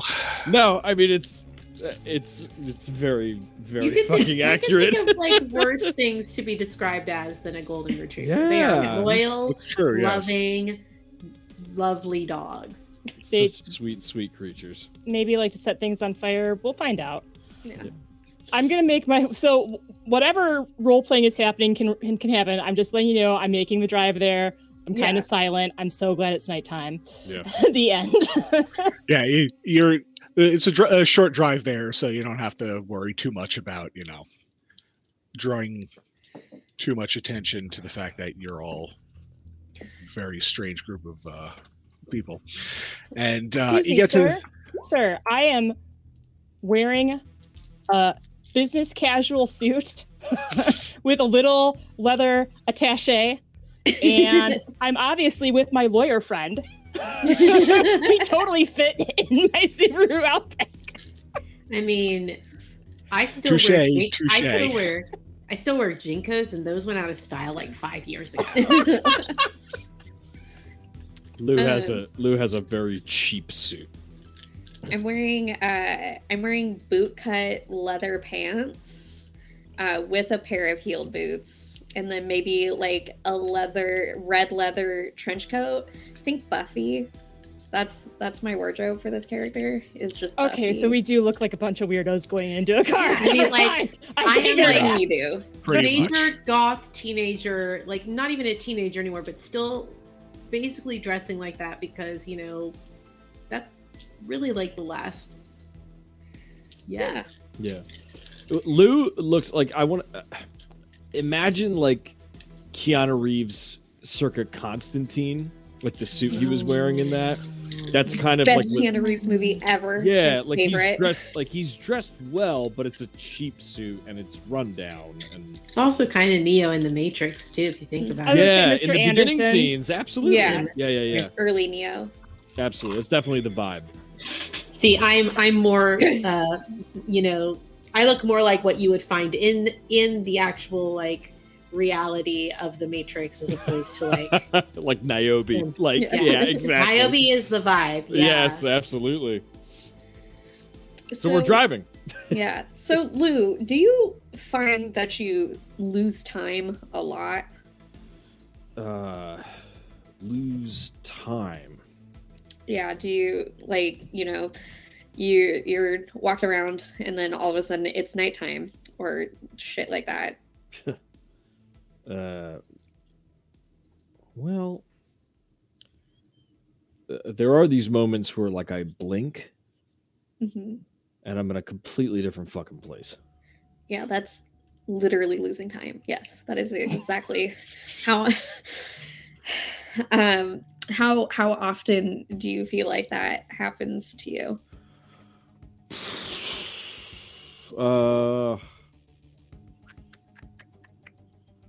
Well, there was Wednesday afternoon, and there was Thursday morning. Like once a day, probably. Once a day? Yeah. Shane kind of makes eye contact with Joanna like through the rear view mirror. Once a day? My eyebrows just go woof like I think this is about when Harley lights a cigarette and rolls down the window a little bit. It's just like, oh no. You're not. Oh wait, do cars still have the little like lighters that you pull them in from the plug? Yes, Oh, yeah. they fucking do. This Outback does. Hell yeah, it does. It does. I light a cigarette and just We like, paid extra oh, for that option. yeah, we did.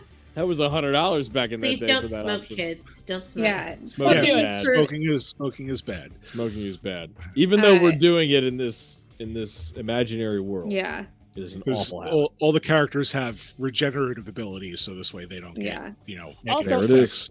I don't need to breathe. So I just like stop breathing. And in fact, Lou's gonna be like, You just like the pack just hits you in the forehead. Like they just toss it over their shoulder and just hits you in the forehead.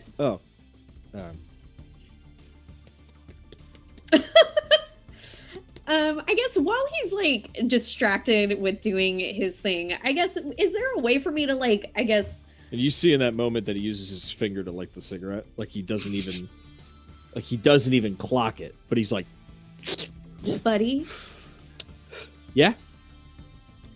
what did you just light your cigarette with? What was that? My friend? My guy? What? You took the lighter back, didn't you? Come on. Wait, what? Come on. Excuse you? You let me the lighter. I don't have a lighter. I don't have a lighter. I'm still holding the only lighter that's in the car. Hi. Hey, you should put that back also. That could burn somebody. Yeah, I'll put it back. Yeah. And I think he just kind of goes, yeah, it's been happening more and more, to answer your question. Clear. Okay. And none of our leadership has like tried to talk to you about it? Well, not really, because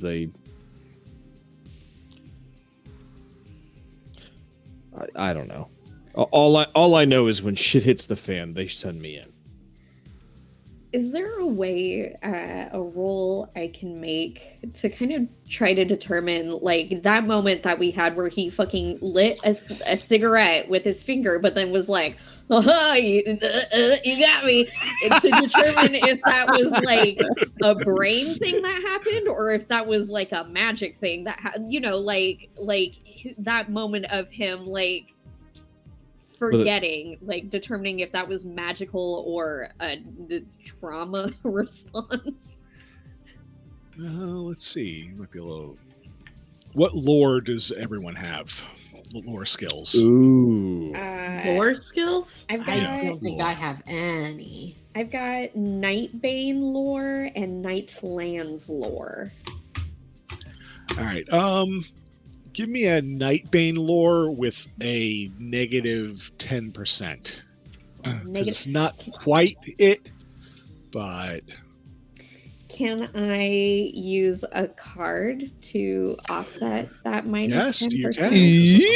Yeah, I'm seeing a plus 10% that you have here. Yeah, cool. I would like to do that. You're just at your base level. Yeah. Make it a normal roll. All right. You're back to average. Congratulations. Big Hey, bucks, no whammies, better no than whammies. the penalization. Fuck me. That's a 92. Jeez. Yeah, I'm. I just read the chat, and Undercover Charmy said Lewis is the sitting man in the room while it's burning, going, this is fine. This is fine. Fine. Yeah. 100. So yeah, you think back at some of the research that you've done over the past couple of years and some of the things that you've learned, and the Thanatos is not super well known. Like their numbers are much smaller and pretty much any of the various supernatural beings that have kind of popped up since Dark Day.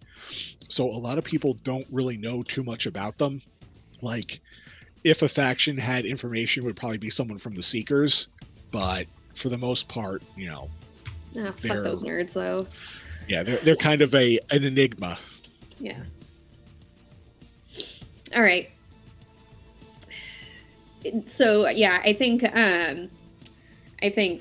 Shane will just give him the squinty-eyed like, okay, and just bust out the Butterfinger and just start eating it. I think also, I think Shane will also, I don't know how long this drive is, but Shane is gonna pull out an iPod Shuffle and put in some headphones and just kind of kind of, I guess, put her feet up on the back of. All right, as the awkward silence sets in, you arrive. Cool. Ain't that always the way? Yeah. All right, so what you see is a like a standard sized warehouse, you know, whatever size a standard size one would be, but okay. And you see that there's like police tape around it and everything like that. You see a couple of like cabinets that look like they were damaged by fire that are kind of out on the side, like ready for the garbage men to pick it up and everything. But other than that, there's really no one there. So you guys can go inside if you want. Yeah. So, if anyone does try and stop us, Lou, we're here as, I don't know, insurance agents or something to see if it was arson or anything like that. Insurance purposes. Inspection. Unless you can think of something better. That's just something that we used to do. So. Yeah. What building is this? Kev, sorry, like what is the exact building that this is? It's just a big warehouse. It's a warehouse. Okay. Yeah, it's like a big stereotypical, like, you know, you see a warehouse in a superhero movie or something like that. Like you expect to see like Batman looking through the skylights kind of. Got warehouse. it. So he kind of just looks at Joanna and just goes, "Got it." Okay. Lead the way. I'm gonna turn on some flashlights just so that it looks like we actually need them. And I pull out a flashlight. I've got a clipboard. Nice. Some fake papers. Lou like Just have to straightens his tie a little bit. Like, Just have to look angry. No one's going to ask you any questions. They're like, that person is working. Shane kind of just rolls her eyes, puts her hands in her like leather trench coat pockets, and just kind of slinks in.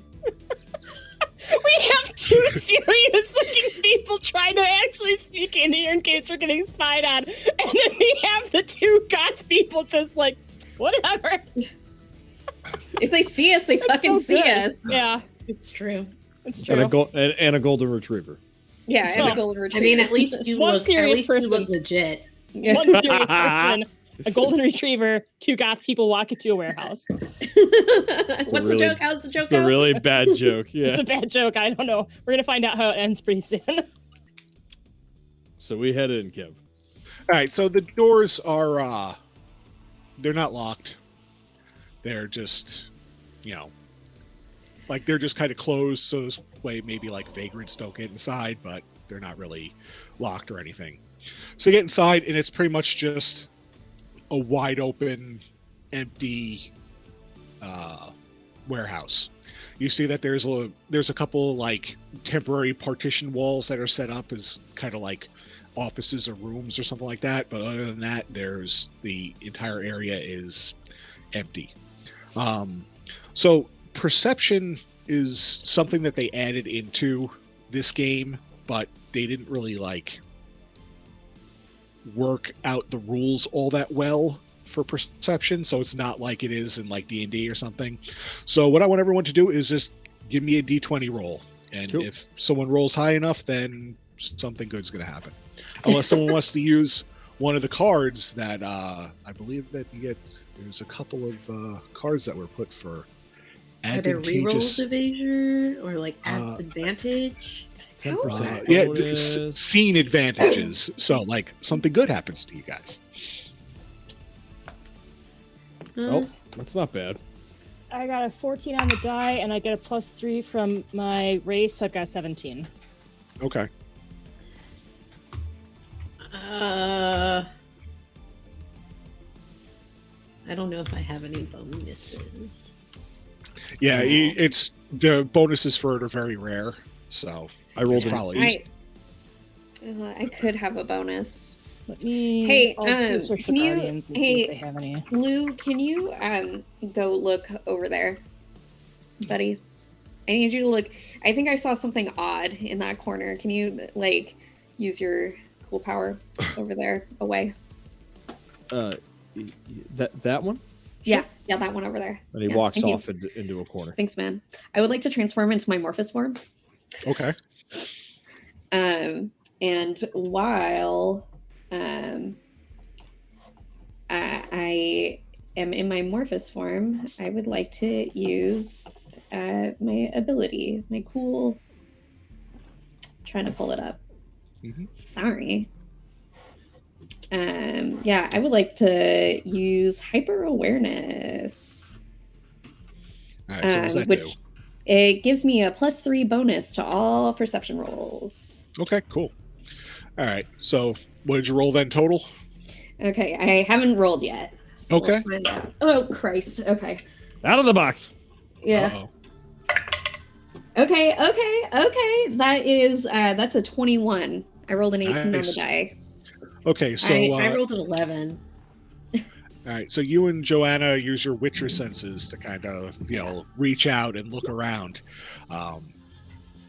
You see some grisly things like blood stains on the ground. There's like some sawdust to kind of soak it up, but it looks like it's probably what's left over from the guards that were here. But you do find bullet casings on the ground in the area. So it looks like the people that came in to kidnap Baba Yaga the Nightbane didn't take their casings with them. Even though I rolled an 11 on the die, would my supernatural senses basically account for me being able to notice this stuff? Sure. You could see some stuff. You pretty much find the same exact thing. Does Lou see the casings? No, you're He's looking in a at. corner. Yeah, I'm you're in a going off corner. to. You're going off to. You're in timeout because you know what you did. We don't have to explain it to you. And then as I get there, I'm like looking around and I'm like, hey, there's nothing here. And I turn back around and Yeah, you turn back around to see no Shane, but instead a really gross thing with jet black skin, fangs, glowing eyes, clawed fingers, and like this pair of curling massive obsidian horns. I would say she honestly kind of looks like that demon from Insidious. oh, snap. Yeah. So she looks like that, except there are like a lot of needles and shit poking out of her. Yeah. Getting And a lot she's of like- Hellraiser vibes. Yeah, she's like sniffing around, and like picking up bullet casings and like, And I'm like looking at you. And I just like just out of nowhere, just put those down. That's going to interfere with his ability. Now he's going to sense what you're thinking about. Oh Christ! Okay. So Lou is your. So I see She's this. Nonchalant. Like I see yeah. someone staring at me, and Yeah. you just see Shane sitting there looking at you like. Yeah. So Lou sees this thing, and suddenly like something takes over, and all you see is his eyes just go, and he sees what you're holding in your hand, and he like just starts walking towards you.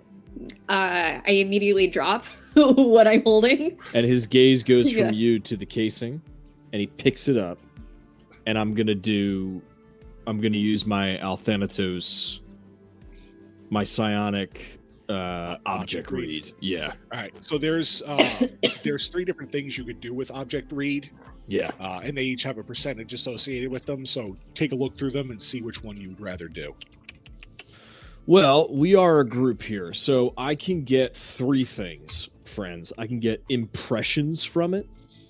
I can get actual images or present.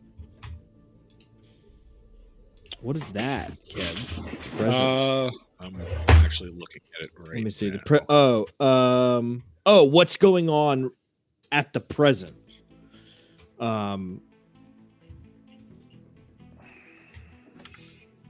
like what the person who's holding it, what they're doing right now. Yeah, so I could see and feel and focus in the last owner of this bullet casing, what they're doing right now. I like take my clipboard and I roll an untouched bullet casing over to you instead. Yeah, Shane's like, hey, bud, I don't know how useful that one's gonna be because I was. She like holds up these awful like knobby fucking clawed hands and is like, and also like I would say her talking is kind of muffled, like the way that Buffy vampires have kind of a weird like lisp because and she's like, yeah, I don't, maybe there's other ones over there, but. There's plenty of bullet casings, so you could grab another one. Joanna knocks that one out and just kind of rolls another one over. A different one over. And Lou is just like, and he looks at it, and he lets go of it, and it floats in the air, and it does this like, it flips around, and then it stops one way, and then it flips around, and it goes another way. He's dissecting it from every single angle, and then it just stops, and it falls into his hand. And DM, I'm gonna actually roll. What I think either the present, like who fired the gun, where they are right now, and what's going on with them, or images. I think. All right. So for images, you'd have a 58% chance, and present you would have a 48% chance. But because I like you so much, I was given Stream Loot card to give 20%. To whoever I want. So I'm going to give you a 20% to whichever one of those you want to use.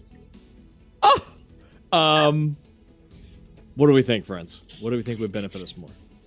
I mean, we have a better chance with one of them than we have with the other. We have a better chance, but I think images? One will give us better information. So like higher risk, higher reward, I think. I would go with high risk, high reward because as far as like what they were doing when they we have it on camera. We have it on camera. I mean, they might have done something with either magic or psionic energy or whatever to block some of it, but all right, present it is. And that gives me a 55% chance, is that right? Or 50? It should be 60 if it was originally 40 something. Yeah. No, it was a present would be 48, so it would be 68%. Okay. You got this. You can do it. We believe in you. I'm giving you. Well, no, I'm going to give you 0 of my juju because it's not great. Hold on to that juju. Yeah. Shane's like, I don't know why you're on the team. I got a 59. Hell yeah. All right. All right, so this casing falls into your hands, and your head kind of snaps back, and everyone else sees like an aura of fire around him. Like he hasn't fully transformed, but like his eyes are kind of blazing, and you see like a corona of fire around him. So what Lou sees is you see a dark room. And inside the room, you see like a weapons rack on the side with a bunch of assault rifles and body armor and tactical helmets and everything like that. And it looks like the equipment that the people that assaulted the building were wearing. You notice that you see 2 people off to the side, but they have human bodies and their heads are on the table next to them. And there's a giant like football-sized bug that's just kind of sitting on the neck area, and the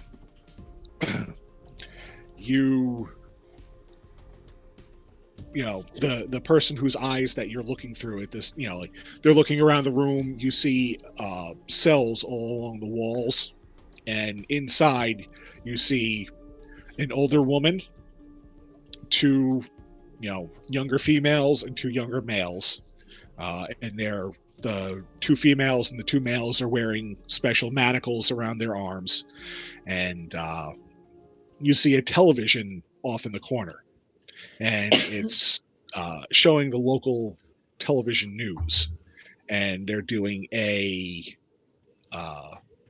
puff piece about a local recording studio in the town that's celebrating a big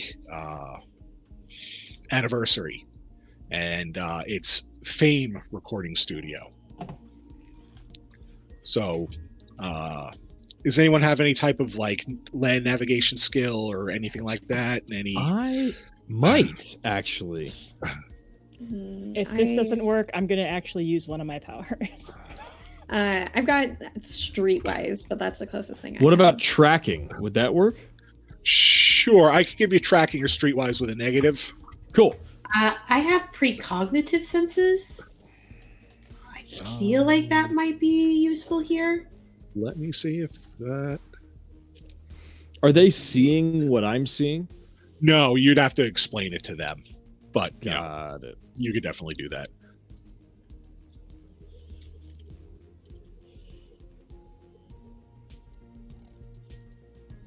Depending on what happens, I might be using the power I subtitled "Get Your Ass to Mars." Get your ass to Mars. Yeah, the Screw precognitive you, Benny. sentences, that's not going to help that much here. Like Okay.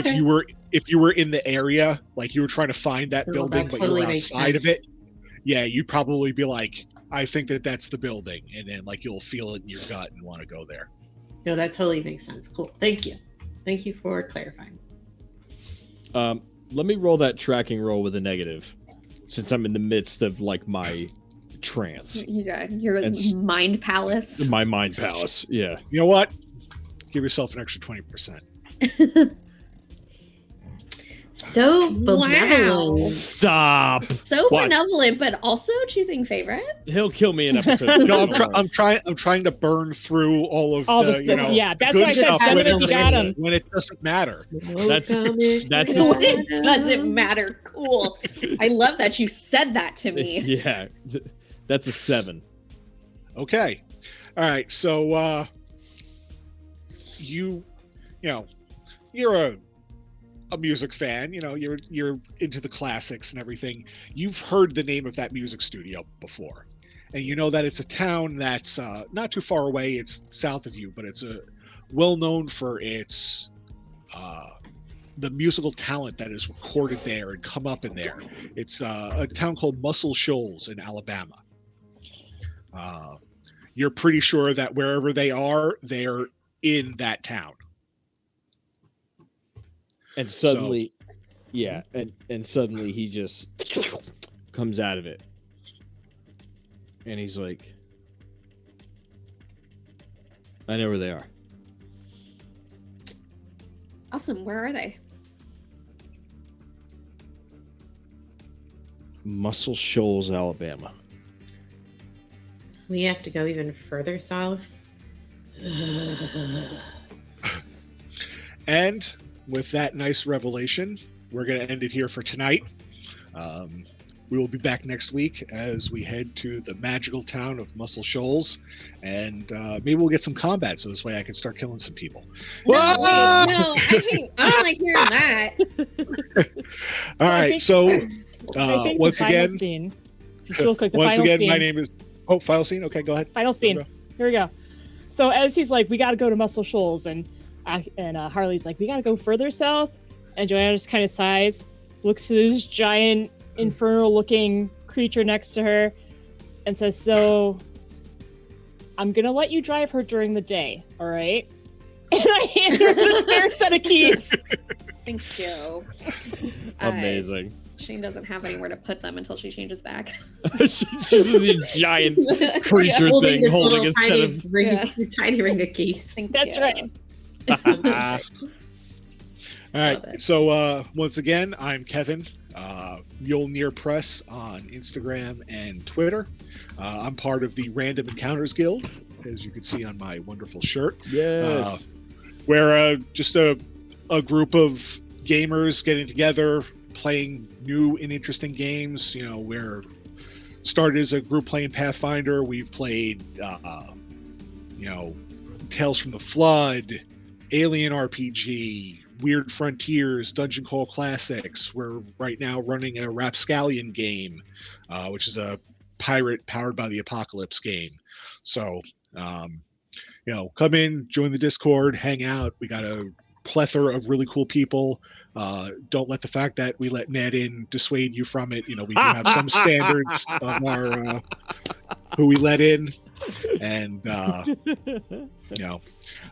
look forward to seeing everyone next week. And Kelly, your turn. We'll go in order on the screen as from seeing. Okay.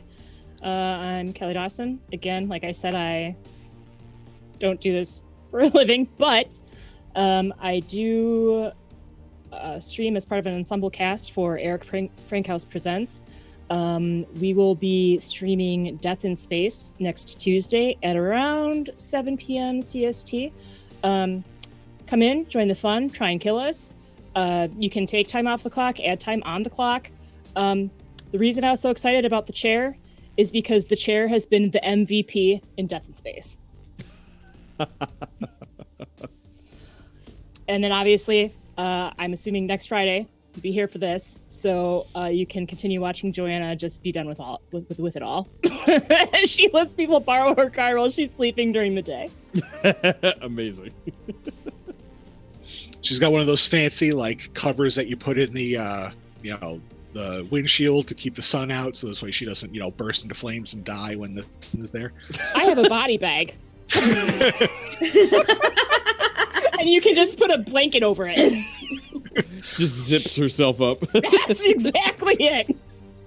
Amazing. All right, so Ned, next. Yeah, I'm Ned Iannacone. I'm one of the founding members of Critical Fail DM and the Goons. I'll throw into the Discord real quick for those of you who haven't given us a visit. Our little Patreon, you can head over there and see all the stuff that we do, and you can see where to find the Strodcast and where you might be able to find Madness and Mercy, which was our Wednesday stream of Call of Cthulhu. We have some more things planned for Wednesday spot, but for now, you'll be able to see me here with you lovely people next Friday. Halo. Hi, it was so much fun playing with you guys. I'm Halo, and you can find me at Heyo Halo on Twitter. So HEYOHAYLO on Twitter. But if you want to learn about my main group, we are Queer Bee Dragons, QUEERB Dragons, BE Dragons. And within the next month or so, we're going to be starting a new campaign. So why don't you follow us on Twitter also to find out more about that. And that's all for me. And last but definitely not least, Aki. Hi, everybody. I am Aki, and you can find me over on Twitter at MixGenie in a Bottle. That's MXGINIINABOTTLE. My entire streaming schedule can be found on my personal Twitch channel, twitch.tv/HidariAki. That's SHIDAREAKI. And on Sunday at Saving Throw Show is the return of New Pantheon Academia. That will be at 4 p.m. PT. Super excited. We have our last 3 episodes of this season. Yeah, there's a lot. We have to fight the devil. Oh, the devil. Yeah. Yo, I'm fighting the devil right now too. Yeah, we have to fight the devil, and it's a lot. So definitely come check that out. Yeah. And I would also like to thank Ladies of D&D for, hosting this and doing all the background work and everything. I can't imagine how hard it is to run a stream, how to get all this together, doing all the backgrounds, the layouts and stuff like that. A definite big thanks to everyone. Yeah. And big thanks. Hope everyone, yes. Hope everyone enjoys their weekend and see everyone back next Friday for more craziness and shenanigans and all those other wonderful things. Good night. Bye, friends. Good night, everyone. Good night.